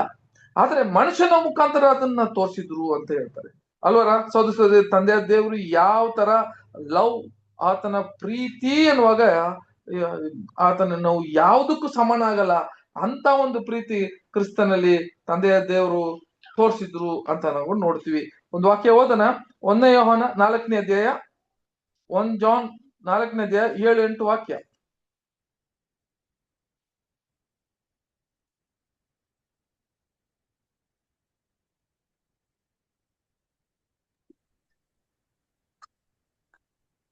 ಪ್ರೀತಿ ಇಲ್ಲದವನು ದೇವರನ್ನು ಬಲ್ಲವನಲ್ಲ, ಯಾಕಂದರೆ ದೇವರು ಪ್ರೀತಿ ಸ್ವರೂಪಿಯು. ದೇವರು ತನ್ನ ಒಬ್ಬನೇ ಮಗನನ್ನು ನಾವು ಆತನ ಮೂಲಕ ಜೀವಿಸುವುದಕ್ಕಾಗಿ ಲೋಕಕ್ಕೆ ಕಳುಹಿಸಲ್ಪಟ್ಟದರಲ್ಲಿಯೇ ದೇವರ ಪ್ರೀತಿಯು ನಮ್ಮಲ್ಲಿ ಪ್ರತ್ಯಕ್ಷವಾಗಿದೆ. ಈ ಪ್ರೀತಿ ಅನ್ನುವಾಗ ತಂದೆ ದೇವರೇ ಪ್ರೀತಿ ಅಂತ ಹೇಳ್ತಾರೆ ಅಲ್ವಾ. ಆತನಲ್ಲಿ ಇದ್ದಿದ್ದಂತ ಪ್ರೀತಿಯನ್ನು ತೋರಿಸುವಾಗ ಆ ಕ್ರಿಸ್ತನ ಮೂಲಕ ಇದನ್ನ ತೋರಿಸಿಕೊಟ್ರು ಅಂತ ಹೇಳ್ತಾರೆ. ಎಂತ ಪ್ರೀತಿ ಅಂತ ಹೇಳುವಾಗ ಸಹೋದರ ಸಹೋದರಿಯರೇ, ನಮ್ಗೆಲ್ಲ ಗೊತ್ತಿದೆ. ಇಲ್ಲಿಗೆ ನಾವು ಬಾಳ್ತಾ ಇರುವ ಒಂದು ಸ್ಥಳ ಎಂತ ಒಂದು ಸ್ಥಳ ಅಂತ ಕೇಳಿದ್ರೆ, ಆ ಮನುಷ್ಯನನ್ನು ಇದ್ದಿದ್ದಂತ ಆ ಸ್ಥಳಕ್ಕೆ ಕ್ರಿಸ್ತನನ್ನ ಕಳಿಸಿ ಅವರು ಏನ್ ಮಾಡಿದ್ರು ಅಂತ ಕೇಳಿದ್ರೆ ಕೊಟ್ರು. ಅದೇ ತರ ಇನ್ನೊಂದು ವಾಕ್ಯ ಕೂಡ ಓದನ, 2 ಕೊರಿಂಥ್ಯ 8ನೇ ಅಧ್ಯಾಯ 9ನೇ ವಾಕ್ಯ. 2 ಕೊರಿಂಥ್ಯರಿಗೆ 8:9. ನಾನು ನಮ್ಮ ಕರ್ತನಾದ ಯೇಸು ಕ್ರಿಸ್ತನ ಕೃಪೆಯು ನಿನಗೆ ಗೊತ್ತಾಗಿದೆಯಲ್ಲ. ಆತನು ಐಶ್ವರ್ಯವಂತನಾಗಿದ್ದು ತಾನು ಬಡತನದಲ್ಲಿ ಸೇರುವುದರಿಂದ ನೀವು ಐಶ್ವರ್ಯವಂತರಾಗಬೇಕೆಂದು ನಿಮಗೋಸ್ಕರ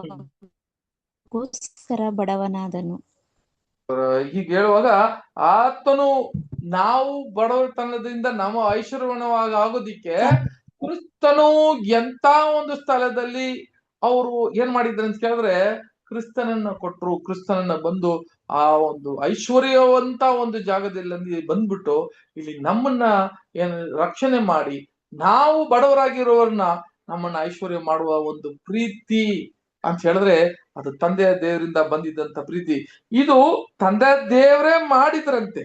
ಆತನ ನೋಡ್ರಿ ಒಂದು ವಾಕ್ಯ, ರೋಮಪುರಿಯವರಿಗೆ 8:3ನೇ ವಾಕ್ಯ, 8ನೇ ಅಧ್ಯಾಯ 3ನೇ ವಾಕ್ಯ.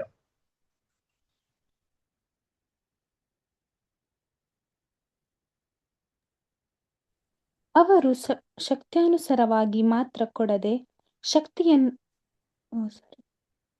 ರೋಮಪುರದವರಿಗೆ 8:3. ಧರ್ಮಶಾಸ್ತ್ರವು ನಮ್ಮ ಶರೀರದೀನ ಸ್ವಭಾವದ ನಿಮಿತ್ತ ನಿರ್ಬಲವಾಗಿ ಯಾವ ಕೆಲಸವನ್ನು ಮಾಡಲಾರದೆ ಇತ್ತೋ ಅದನ್ನು ದೇವರೇ ಮಾಡಿದನು. ಏನೆಂದರೆ ಅದನ್ನ ದೇವರೇ ಮಾಡಿದ್ನಂತೆ. ನೋಡ್ರಿ, ನಾವು ಮಾಡದಿರೋ ಒಂದು ವಿಷಯವನ್ನ ನಾವು ಧರ್ಮಶಾಸ್ತ್ರವನ್ನ ನೆರವೇರಿಸ್ತಿರುವ ನಾವು ಇದು ಯಾರಪ್ಪ ಮಾಡಿದ್ರು ಅಂತ ಹೇಳಿ ದೇವರೇ ಮಾಡಿದ್ರಂತೆ. ಅದ್ ಯಾಕಪ್ಪ ಸಾಧ್ಯ ಅಂತ ಕೇಳಿದ್ರೆ ಇದೇ ಸಹೋದರ ತಂದೆ ದೇವರು ಸೃಷ್ಟಿ ಮಾಡಿದಂತ ಯೇಸು ಕ್ರಿಸ್ತನ ಸೃಷ್ಟಿಯೇ ಬಹಳ ಅದ್ಭುತವಾದ ಸೃಷ್ಟಿ ಅದೇ. ಅದು ಏನ್ ಅನ್ಕೊಂತೀವಿ ಅಂತ ಕೇಳಿದ್ರೆ, ಮನುಷ್ಯನ ಸೃಷ್ಟಿ ಮಾಡುವಾಗ ಒಂದು ಮಣ್ಣಲ್ಲಿ ಸೃಷ್ಟಿ ಮಾಡಿದಂತ ಒಂದು ವಿಷಯ ನಾವು ಓದ್ತೀವಿ. ಅದೇ ತರ ದೂತಗಳನ್ನ ಸೃಷ್ಟಿ ಮಾಡುವ ಆತನ ವಾಕ್ಯದಿಂದ ದೂತನನ್ನು ಸೃಷ್ಟಿ ಮಾಡಿದ್ರು ಅಂತ ನೋಡ್ತೀವಿ. ಆದ್ರೆ ಯೇಸು ಕ್ರಿಸ್ತನ ಸೃಷ್ಟಿ ಮಾತ್ರ ಆತರ ಅಲ್ಲ ಅಲ್ವಾ. ಆತನ ಒಂದು ನೆರಳು, ಆತನ ಸ್ವಭಾವ, ದೇವರ ಒಂದು ಸ್ವಭಾವ ಇಲ್ಲಿಗೆ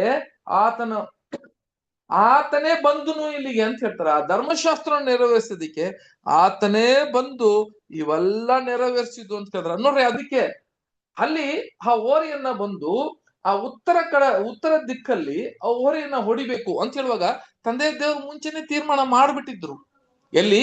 ಪರಲೋಕದಲ್ಲೇ ಆತನ ಕ್ರಿಸ್ತನನ್ನು ಅಲ್ಲಿ ಹೊಡೆಯೋದಿಕ್ಕೆ ಸಿದ್ಧನಾದನು ಅಂತ ಹೇಳ್ತಾರೆ. ಆದ್ರೆ ರಕ್ತ ಸೊರೆದಿದ್ದು ಎಲ್ಲಿ ಸೊರಿದ್ರು ಅಂತ ಕೇಳಿದ್ರೆ ಸಹೋದರ ಸಹೋದರಿಯರೇ, ನಾವ್ ಎಲ್ಲಿ ನೋಡ್ತೀವಿ ಅಂತ ಕೇಳಿದ್ರೆ ಅದು ಪೂರ್ವ ದಿಕ್ಕಲ್ಲಿ ಮನುಷ್ಯನ ಒಂದು ಅವಿದ್ಯತನದಲ್ಲಿ ಇದ್ದಿದ್ದಂತ ಒಂದು ವಿಷಯ ಕೂಡ ಇಲ್ಲಿ ನೋಡ್ತೀವಿ. ಸರಿ, ಹೀಗೆ ತಂದೆಯ ದೇವರು ಆತನ ಮನುಷ್ಯನ ಮುಖಾಂತರ ಏನಾಯ್ತು ಅಂತ ಕೇಳಿದ್ರೆ ಅವರು ಎಲ್ಲಾ ಕಾರ್ಯಗಳನ್ನ ನಮ್ಮನ್ನ ನೆರವೇರಿಸಿಕೊಂಡು ಬಂದ್ರು. ಒಂದು ವಾಕ್ಯ ಓದನ, ಕೀರ್ತನೆ 145 8ನೇ ವಾಕ್ಯ.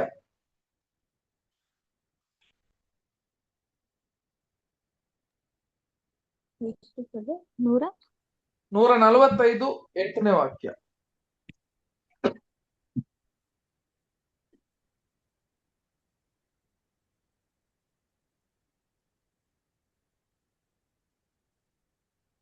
ಐಗುಪ್ತದ ಮನುಷ್ಯರು ಮೊದಲು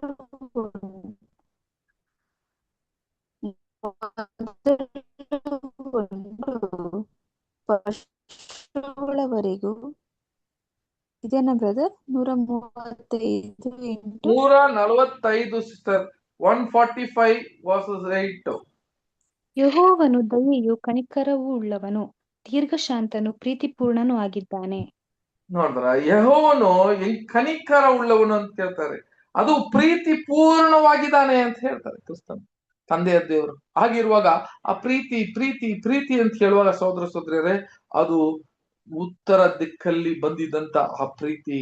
ಆತನೇ ಇಲ್ಲಿಗೆ ಏನ್ ಮಾಡಿದ್ನಂತ ಕೇಳಿದ್ರೆ ಬಂದಿದ್ರು ಅಂತ ಕೂಡ ನೋಡ್ತೀವಿ. ಸಹೋದರ ಸಹೋದರಿ, ಕೊನೆಗೆ ಒಂದು ವಾಕ್ಯ ಇದ್ರದ್ದು ಮಾತ್ರ, ಕೊನೆಗೆ ಒಂದು ವಾಕ್ಯ ಮಾತ್ರ ಓದನ. ಯಾವ್ದಂತ ಕೇಳಿದ್ರೆ ಕೀರ್ತನೆ 103 9ನೇ ವಾಕ್ಯ.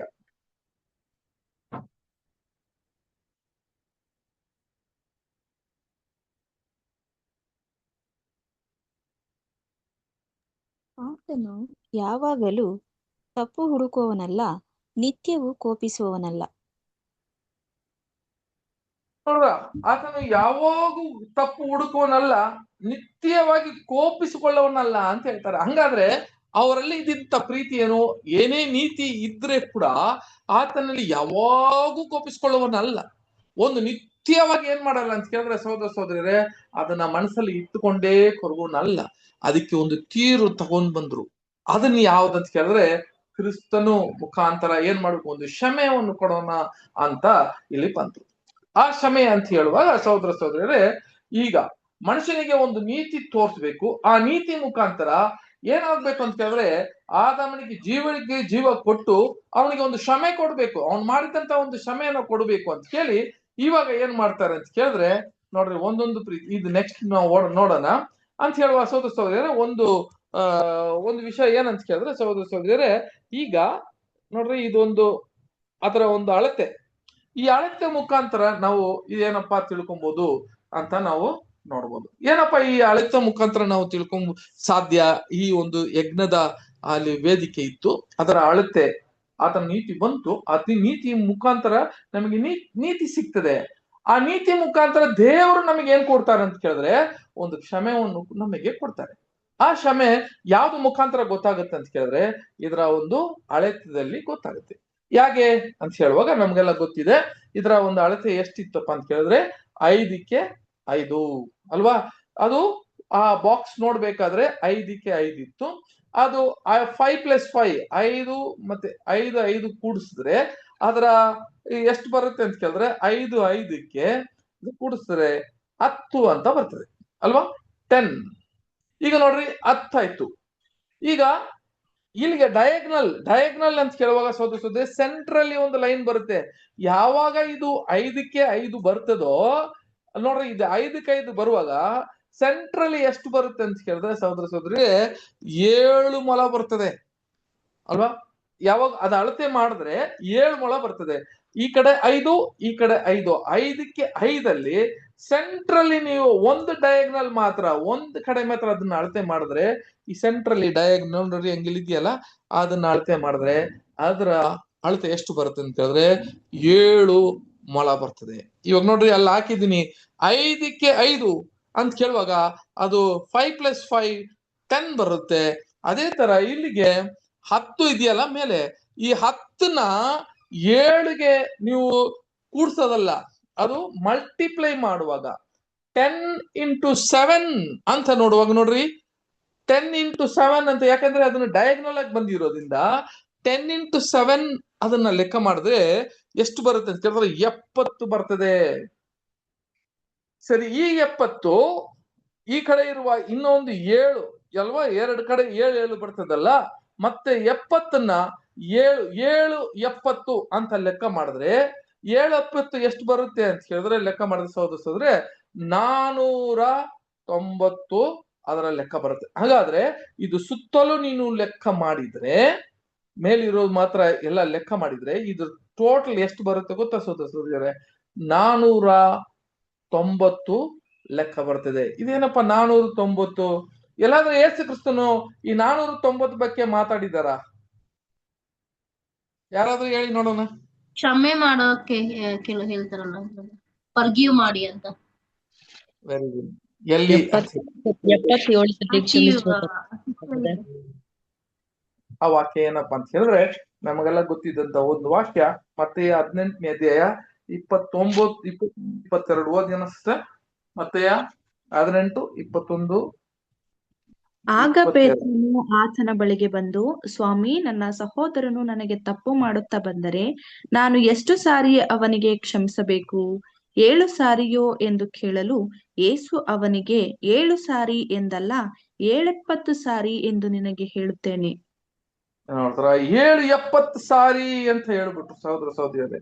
ಹಾಗಾದ್ರೆ 70 ಸಾರಿ ಒಬ್ಬನ ಕ್ಷಮೆ ಮಾಡ್ಬೇಕು ಅಂತ ಹೇಳ್ತಾರೆ. ಇದು ಹೇಗೆ ಅಂತ ಹೇಳುವಾಗ, ಏನಕ್ಕೆ 70 ಸಾರಿ ಹೇಳಿದ್ರು ನಮಗ್ ಗೊತ್ತು. 70 ಸಾರಿ ಮಾತ್ರ ಒಬ್ಬನ ಏನ್ ಮಾಡ್ರಿ, ಕ್ಷಮೆ ಮಾಡ್ರಿ. 70 ಆದ್ಮೇಲೆ ಅದು ಒಂದಾದ್ರೆ ಕೂಡ ನೀವೇನ್ ಮಾಡ್ಬೇಡ್ರಿ, ಅವನ್ನ ಕ್ಷಮೆ ಮಾಡ್ಬೇಡಿ ಅಂತ ಹೇಳಿದ್ರ ಅದರ ಅರ್ಥ ಏನು? 70 ಸಾರಿ ಅವನ ಕ್ಷಮೆ ಮಾಡು ಅಂತ ಹೇಳೋದಕ್ಕೆ ಅದಕ್ಕೆ ಮುಖ್ಯವಾದ ಕಾರಣ ಏನು ಅಂತ ಹೇಳಿದ್ರೆ ಸಹೋದರ ಸಹೋದರಿಯರೇ, ಇಲ್ಲಿ ನೋಡ್ರಿ, ಅವನು ಒಬ್ಬ ಮನುಷ್ಯ ಒಂದು ತಪ್ಪು ಮಾಡಿದ್ರೆ ನಮಗೆ ಅಲ್ವಾ, ನಾವು ಇನ್ನ ತನಕ ಯಾರು ನಮ್ಮನ್ನ ನಾವು ಎಷ್ಟು ಜನನ ಕ್ಷಮೆ ಮಾಡಿದ್ದೀವಿ, ಎಷ್ಟು ಜನಗೆ ನಾವು ಇದನ್ನ ಮಾಡಿದೀವಿ ಅಂತ ಕೇಳಿದ್ರೆ ನಾವು ಮಾಡಲ್ಲ. 400 ಒಬ್ಬನಿಗೆ 400 ಸತಿ ನಾವು ಕ್ಷಮೆ ಮಾಡಿದ್ದೀವಿ ಅಂತ ಕೇಳಿದ್ರೆ ಇಲ್ಲ. 1 ಸತಿ 2 ಸತಿ 3 ಸತಿ ಅವ್ರು ಮಾಡಿದ್ಮೇಲೆ ಅವ್ರ ಹತ್ರ ನಾವು ಮಾತಾಡಕ್ಕಿಲ್ಲ ಅಲ್ಲ, ಅವರ ಕನೆಕ್ಷನ್ ನಾವು ಇಡಲ್ಲ, ಅವ್ರನ್ನ ಬಿಟ್ಟು ಹೋಗ್ತೀವಿ. ಆದ್ರೆ ಯೇಸು ಕ್ರಿಸ್ತನು ಹೇಳುವಾಗ 740 ಟೈಮ್ ನೀನು ಅವನ ಕ್ಷಮೆ ಮಾಡು. ಯಾತಕ್ಕೆ ಅಂತ ಕೇಳಿದ್ರೆ, ಇದನ್ನು ಮಾಡ್ತಾ ಮಾಡ್ತಾ ಮಾಡ್ತಾ ಮಾಡ್ತಾ ಇದು ಏನಾಗುತ್ತೆ ಅಂತ ಕೇಳಿದ್ರೆ ಸಹೋದರ ಸಹೋದರಿಯರೇ, ಒಂದು ನಮಗೆ ನಮ್ಮ ಪ್ರಾಕ್ಟೀಸ್ ಉಂಟಾಗುತ್ತೆ. ಇದರ ಮುಖಾಂತರ ಕ್ಷಮೆ ಅಂದ್ರೆ ಏನು, ಒಬ್ಬನ ನೀನ್ ಏನ್ ಮಾಡು, ನಾನು ತಂದೆಯ ದೇವರ ನೀತಿ ಅಂತ ಹೇಳುವಾಗ, ಜೀವಕ್ಕೆ ಜೀವ ಅಂತ ಹೇಳುವಾಗ ಆತನ ಎಲ್ಲರೂ ವಿಮೋಚನವಾಗಿ ಕ್ರಿಸ್ತನ ಜೀವಕ್ಕೆ ಜೀವ ಈಡುಬಲಿ ಕೊಟ್ಟನು ಅಂತ ಹೇಳ್ತಾರೆ. ಯಾತಕ್ಕೆ ಈಡುಬಲಿ ಕೊಟ್ಟನು ಅಂತ ಕೇಳಿದ್ರೆ, ಅದರ ಮುಖ್ಯ ಕಾರಣವೇ ತಂದೆಯ ದೇವರು ನಮ್ಮ ಮೇಲೆ ಇದ್ದಿದ್ದಂತ ಪಾಪ, ನಮ್ಮ ಮೇಲೆ ಇದ್ದಿದ್ದಂತ ಶಾಪ, ಅವರು ನಮ್ಮ ಮೇಲೆ ಇದ್ದಿದ್ದಂತ ಎಲ್ಲ ಕೋಪ ಎಲ್ಲನು ಅದು ಕ್ಷಮೆ ಮಾಡಿದ್ದಕ್ಕೆ ಆ ಲೆಕ್ಕವನ್ನೇ ತೋರಿಸ್ತದೆ. ಆಗಿರುವಾಗ ಈ ಯಜ್ಞವೇದಿ ಏನಾಗಿರ್ತದೆ ಅಂತ ಕೇಳಿದ್ರೆ, ನಮ್ಮ ಮೇಲೆ ಇದ್ದಂತ ಪಾಪ, ಶಾಪ, ಕೋಪ ಎಲ್ಲ ಏನಾಯ್ತು, ಕ್ರಿಸ್ತನ ಮುಖಾಂತರ ಆ ಕ್ಷಮೆಯನ್ನು ಹೊಂದಿಕೊಂಡಿದ್ದೀರಿ ಅಂತ ಹೇಳ್ತಾರೆ. ಎಸ್, ಆ ಕ್ಷಮೆ ಹೊಂದ್ಕೊಂಡಿರೋದ್ರಿಂದ ನಾವು ಓದಿದೀವಲ್ಲ, ಏನಂತ ಕೇಳಿದ್ರೆ, ವಾಕ್ಯ ಓದಿದ್ವಲ್ಲ, ತಂದೆಯ ದೇವರು ಯಾವಾಗೂ ನಮ್ಮ ಮೇಲೆ ಏನ್ ಮಾಡಲ್ಲಂತೆ, ಕೋಪವಾಗಿರೋದಿಲ್ಲ. ಆತನ ನಿತ್ಯವಾಗಿ ನಮ್ಮ ಮೇಲೆ ಕೋಪವನ್ನು ಮಾಡ್ಕೊಳ್ಳಲ್ಲ ಅಂತ ನಾವು ವಾಕ್ಯ ಕೂಡ ಒಂದ್ ಕಡೆ ಓದಿದೀವಿ ಅಲ್ವಾ. ಮತ್ತೆ ಓದಿಸ್ತದೆ ಏನ್ಸ್ತದೆ, ಯಾವ ವಾಕ್ಯ ಓದಿದೀವಲ್ಲ, ಕೀರ್ತನೆ, ಆತನು ಯಾವಾಗಲೂ ತಪ್ಪು ಹುಡುಕುವನಲ್ಲ, ನಿತ್ಯವೂ ಕೋಪಿಸುವನಲ್ಲ. ನಿತ್ಯವೂ ಕೋಪಿಸುವನಲ್ಲ ಅಂತ ಹೇಳ್ತಾರೆ. ಹಾಗಾದ್ರೆ ಇಲ್ಲಿ ನೀತಿಯ ಒಂದು ಅರ್ಥವೇ ಏನು, ಜೀವಕ್ಕೆ ಜೀವವನ್ನುವ ಅರ್ಥವೇ ಏನಂತ ಕೇಳಿದ್ರೆ, ತಂದೆ ದೇವರು ನಮಗೆ ಕ್ಷಮೆಯನ್ನು ಕೊಟ್ಟಿದೆ ಈ ಯಜ್ಞವೇದಿ. ಅದು ಯಾರ ಮುಖಾಂತರ ಅಂತ ಕೇಳಿದ್ರೆ, ಆತನ ಕ್ರಿಸ್ತನ ಮುಖಾಂತರ ನಮಗೆ ಆತನ ಪ್ರೀತಿಯನ್ನ ಕೊಟ್ಟು ಅದು ಕ್ಷಮೆ ನಮಗೆ ಸಿಕ್ತು ಅಂತ ಹೇಳ್ತಾರೆ. ಈ ಮಾತು ಹೇಳೋದಕ್ಕೆ ಮುಖ್ಯವಾದ ಕಾರಣ ಇದೆ. ಇದಕ್ಕೊಂದು ಉದಾಹರಣೆ ಕೊಡ್ತಾರೆ. ನಮಗೆ ಕ್ಷಮೆಯನ್ನು ಯಾವಾಗ ನಮಗೆ ಸಿಗ್ತದೆ, ಯಾವಾಗ ಇದು ನಾವು ಮಾಡ್ತಾ ಮಾಡ್ತಾ 1 ಅಲ್ಲ 2 ಅಲ್ಲ 100 ಸತಿ ನಾವು ಕ್ಷಮೆನ ಮಾಡ್ತಾನೇ ಇದ್ರೆ ನಮ್ಮಲ್ಲಿ ಉಂಟಾಗೋದು ಏನು, ನಮ್ಮಲ್ಲಿ ಏನು ಉಂಟಾಗ್ತದೆ, ನಮ್ಮಲ್ಲಿ ಏನಪ್ಪಾ ಅದು ಬೆಳೀತದೆ ಅಂತ ಕೇಳಿದ್ರೆ, ಒಂದು ತಾಳ್ಮೆ ಬೆಳೀತದೆ.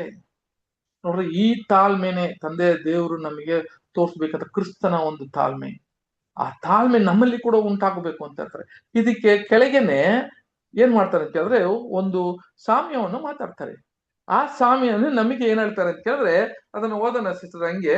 ಮತ್ತೆ 22 ಅಲ್ಲ, 23 ಓದಿ ಸಿಸ್ಟರ್ ಹಂಗೆ. ಮತ್ತೆ 20 ಆದ್ರೆ ಮತ್ತೆ 18ನೇ ಅಧ್ಯಾಯ ಇದೇ ಇದು ಚಾಪ್ಟರು 23 ಓದ್ರಿ, 23 ಓದ್ರಿ. 23. ಆದ್ದರಿಂದ ದೇವರ ರಾಜ್ಯವು ತನ್ನ ಸೇವಕರಿಂದ ಲೆಕ್ಕವನ್ನು ತೆಗೆದುಕೊಳ್ಳಬೇಕೆಂದಿದೆ. ಒಬ್ಬ ಅರಸನಿಗೆ ಹೋಲಿಕೆ ಆಗಿದೆ. ಅವನು ಲೆಕ್ಕ ತೆಗೆದುಕೊಳ್ಳುವುದಕ್ಕೆ ಪ್ರಾರಂಭ ಮಾಡಿದಾಗ ಸಾಕವ್ರಿಗೆ ಓದಿಸ್ತಾರೆ. ಇದೊಂದು ಸಾಮ್ಯ. ಈ ಒಂದು ಸಾಮ್ಯ ಏನ್ ಹೇಳ್ತಾ ಅಂತ ಕೇಳಿದ್ರೆ, ಏಕೆ ನೀನು 70 ಸಾರಿ ಒಬ್ಬನ್ನ ಕ್ಷಮೆ ಮಾಡಬೇಕು ಅಂತ ಹೇಳುವಾಗ, ಅದಕ್ಕೆ ಒಂದು ಉದಾಹರಣೆ ಒಂದು ಕೊಡ್ತಾರೆ. ಏನಪ್ಪ ಉದಾಹರಣೆ ಅಂತ ಕೇಳಿದ್ರೆ, ಒಬ್ಬನು ಏನ್ ಮಾಡ್ತಾನೆ ಅಂತ ಕೇಳಿದ್ರೆ, ಅವನು ಏನ್ ಮಾಡ್ತಾನೆ ಅಂತ ಕೇಳಿದ್ರೆ, ಇದನ್ನ ಓದಿ ಸಿಸ್ಟರ್, ಹಂಗೆ ಕಂಟಿನ್ಯೂ ಮಾಡ್ರಿ, ಇದು ಓದ್ರಿ ಕಂಪ್ಲೀಟ್ ಆಗಿ. ಅವನು ಲೆಕ್ಕ ತೆಗೆದುಕೊಳ್ಳುವುದಕ್ಕೆ ಪ್ರಾರಂಭ ಮಾಡಿದಾಗ ಕೋಟ್ಯಾಂತರ ಸಾಲ ಮಾಡಿದವನೊಬ್ಬನನ್ನು ಅವನ ಬಳಿಗೆ ಹಿಡಿತಂದರು.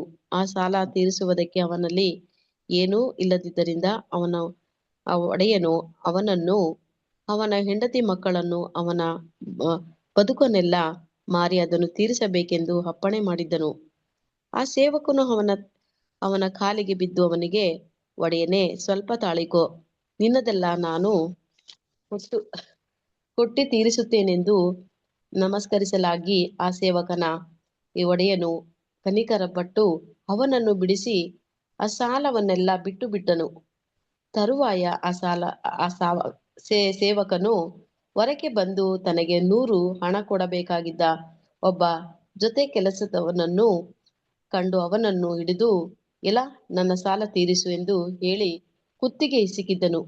ಆಗ ಅವನ ಜೊತೆ ಸೇವಕನು ಅವನ ಕಾಲಿಗೆ ಬಿದ್ದು, ಸ್ವಲ್ಪ ತಾಳಿಕೋ, ತೀರಿಸುತ್ತೇನೆ ಎಂದು ಬೇಡಿಕೊಂಡನು. ಆದರೆ ಅವನು ಒಪ್ಪದೆ ಹೊರಟು ಹೋಗಿ ಆ ಸಾಲ ತೀರಿಸುವ ತನಕ ಅವನನ್ನು ಸೆರೆಮನೆಯಲ್ಲಿ ಹಾಕಿಸಿದ್ದನು. ಅವನ ಜೊತೆ ಸೇವಕರು ನಡೆದ ಸಂಗತಿಯನ್ನು ನೋಡಿ ಬಹಳವಾಗಿ ದುಃಖಪಟ್ಟು ಒಡೆಯನ ಬಳಿಗೆ ಬಂದು ನಡೆದದ್ದನ್ನೆಲ್ಲ ತಿಳಿಸಿದ್ದರು. ಆಗ ಆ ಒಡೆಯನು ಅವನನ್ನು ಕರೆಸಿ, ಎಲ ನೀಚನೇ, ನೀನು ನನ್ನನ್ನು ಬೇಡಿಕೊಂಡದ್ದರಿಂದ ಆ ಸಾಲವನ್ನೆಲ್ಲ ನಾನು ಬಿಟ್ಟು ಬಿಟ್ಟನಲ್ಲ.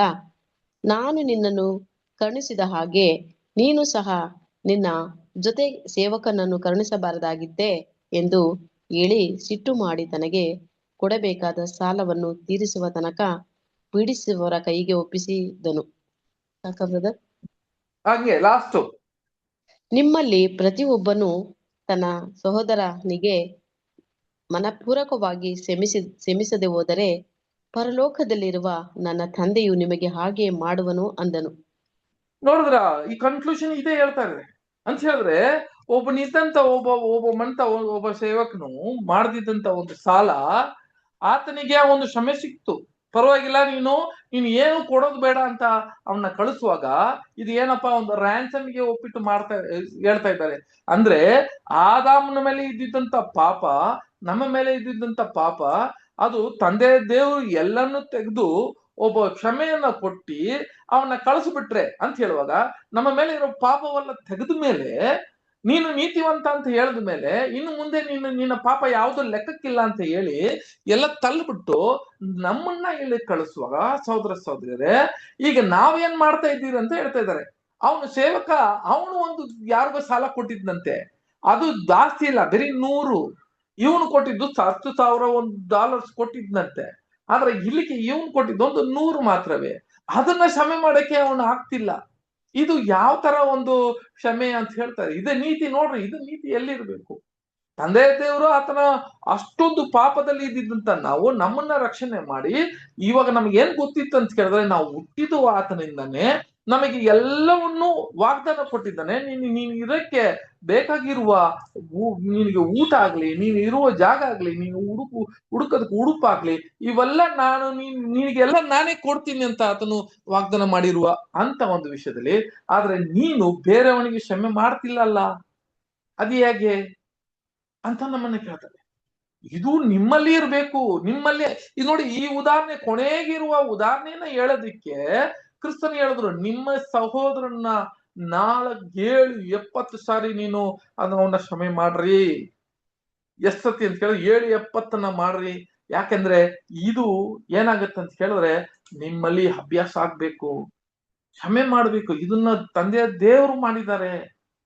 ವಾಕ್ಯ ಮತ್ತೇಯದಲ್ಲಿ 7ನೇ ಅಧ್ಯಾಯ 1ನೇ ವಾಕ್ಯ ಓದಿ ಸಿಸ್ಟರ್. ಮತ್ತೆ 7ನೇ ಅಧ್ಯಾಯ 1ನೇ ವಾಕ್ಯ, 1, 2. ತೀರ್ಪು ಮಾಡಬೇಡಿರಿ, ಹಾಗೆ ನಿಮಗೂ ತೀರ್ಪಾಗುವುದಿಲ್ಲ. ನೀವು ಮಾಡುವ ತೀರ್ಪಿಗೆ ಸರಿಯಾಗಿ ನಿಮಗೂ ತೀರ್ಪಾಗುವುದು. ನೀವು ಅಳೆಯುವ ಅಳತೆಯಿಂದಲೇ ನಿಮಗೂ ಅಳೆಯುವರು. ನೋಡ್ತಾರ, ತೀರ್ಪು ಮಾಡಬೇಡ್ರಿ, ಅದು ನಿಮಗೆ ತೀರ್ಪಾಗುತ್ತೆ. ನೀವು ಯಾವ ತರ ಅಳತೆಯನ್ನ ಮಾಡ್ತೀರೋ ಅದೇ ತರ ನೀವು ಕೂಡ ಅಳತೆ ಆಗ್ತದೆ ಅಂತ ಹೇಳ್ತಾರೆ ಅಲ್ವಾ. ಪ್ರಾರ್ಥನೆದಲ್ಲಿ ನಾವು ಹೋಗಿ ನಾವು ಕ್ಷಮೆ ಕೇಳುವಾಗ, ಒಬ್ಬರನ್ನ ತಪ್ಪು ಮಾಡಿದ ಮೇಲೆ ಅವ್ರನ್ನ ಕ್ಷಮೆ ನಾವು ಮತ್ತೆ ಅವ್ರನ್ನ ನೋಡಿ ಕೋಪ ಪಡ್ಕೊಳ್ಳುವಾಗ, ನಾವು ಹಲ್ಲು ಕಚ್ಚುವಾಗ, ಮತ್ತೆ ತಂದೆ ದೇವರು ನಮ್ಮ ಮೇಲೆ ಕೂಡ ನಾವು ಮಾಡಿರೋ ಪಾಪನ್ನ ಮತ್ತೆ ತಂದೆ ದೇವ್ರಿಗೆ ಕೋಪ ಬಂದಿದ್ರೆ ಹೆಂಗಿತ್ರಿ? ಅದೇ ತರ ನಮಗೆ ಹೇಳ್ತಾರೆ ಈ ಯಜ್ಞ ವೇದಿಕೆ ಅಂತ ಹೇಳುವಾಗ ಆತನ ಒಂದು ಕ್ಯಾಲ್ಕುಲೇಷನ್ ಕೊಟ್ಟಿದ್ದಾರೆ. ಅದು 490 ಹೇಳಿದಂತ ವಿಷಯ ಏನಂತ ಕೇಳಿದ್ರೆ, ಆತನ ಮೇಲೆ ಇದ್ದಿದ್ದಂತ ಎಲ್ಲಾ ಪಾಪವು ಮೇಲದ ಕ್ಷಮೆಯನ್ನು ತಂದೆ ದೇವರು ಈ ಈಡು ಬಲಿ ಮುಖಾಂತರ ಒಂದು ಕ್ಷಮೆಯನ್ನ ಕೊಟ್ರು ಅಂತ ಹೇಳಿದ್ರೆ, ಇನ್ನು ಮುಂದೆ ನಿಮ್ಮ ಮೇಲೆ ಇರುವ ಪಾಪ ಇರುವುದಿಲ್ಲ. ಅದೇ ತರ ನೀವು ಕೂಡ ಅಂತ ಬರ್ತಾರೆ. ಯಾಕಂದ್ರೆ ಈ ಯಜ್ಞ ವೇದಿಕೆಯಲ್ಲಿ ಯಾರು ಪಾಲ್ಕೊಳ್ತಾರೆ ಅಂತ ಕೇಳಿದ್ರೆ, ಸಹೋದರ ಸಹೋದರಿಯರು ಹೇಳ್ತಾರಲ್ಲ, ಅಲ್ಲಿ ನಾವು ಮುಂಚೆನೆ ಓದಿದೀವಿ. ಯಾಕಂತ ಕೇಳಿದ್ರೆ ಅಲ್ಲಿ ಇದ್ದಿದ್ದಂತ ಯಾಚಕರಿಗೆ ಇದ್ರ ಮೇಲೆ ಇರುವ ಮಾಂಸವನ್ನು ತಿನ್ನೋದಿಕ್ಕೆ, ಆಹಾರವನ್ನು ತಿನ್ನಕ್ಕೆ ಹಕ್ಕಿಲ್ಲ. ಆದ್ರೆ ನಮಗೆ ಅದನ್ನ ಹಕ್ಕಿದೆ ಅಂತ ಕೇಳಿದ್ರೆ ಅರ್ಥ ಏನು ಅಂತ ಕೇಳಿದ್ರೆ, ನಮ್ಮ ಮೇಲೆ ಇರೋ ಪಾಪ ಎಲ್ಲ ತೆಗೆದಾಕಿ ಆಯ್ತು. ಈಗ ನಾವು ಪಾಲ್ಕೊಳ್ಳೋರು ಎಂತವರಾಗಿ ಇರ್ಬೇಕು ಅಂತ ಕೇಳಿದ್ರೆ, ಕ್ರಿಸ್ತನು ಮಾಡಿದಂತ ವಿಷಯದಲ್ಲಿ ನಮ್ಮ ಪಾಲಿದೆ. ಇದು ಕ್ಷಮೆ ನಾವು ಮಾಡ್ತೀರಾ ಅಂತ ಕೇಳಿದ್ರೆ ಇಲ್ಲ. ಯಾವಾಗ ನಮ್ಮಲ್ಲಿ ಕ್ಷಮೆ ಇಲ್ವೋ ನಮಗೆ ಪ್ರೀತಿ ಉಂಟಾಗೋದಕ್ಕೆ ಸಿದ್ಧನೇ ಇಲ್ಲ, ಸಾಧ್ಯವೇ ಇಲ್ಲ. ಒಬ್ಬನ ಪ್ರೀತಿಯಾಗಿ ಹೌದು ಸಹೋದರ ಸಹೋದರಿಯರೇ, ನಮ್ಮಲ್ಲಿ ಈ ವಿಷಯಗಳೆಲ್ಲ ಉಂಟಾಗ್ಬೇಕು ಅಂತ ತಂದೆ ದೇವರು ಕೇಳ್ತಾ ಇದ್ದಾರೆ. ಇದೇ ಈ ಯಜ್ಞ ವೇದಿಕೆಯ ಒಂದು ಬಹಳ ಮುಖ್ಯ. ಈ ಪ್ರೀತಿ, ನೀತಿ, ಜ್ಞಾನ, ಶಕ್ತಿ. ನಾನು ಮುಂಚೆ ಹೇಳ್ದಂಗೆ ಈ ನೀತಿ ನಮಗೆ ಬರಬೇಕಂದ್ರೆ ನಮ್ಗೆ ಕ್ರಿಸ್ತನ ಹೆಜ್ಜೆಜಾಡಲ್ಲಿ ಆತನ ಮಾಡಿದಂತ ವಿಷಯಗಳಲ್ಲಿ ನಾವಿರ್ಬೇಕು.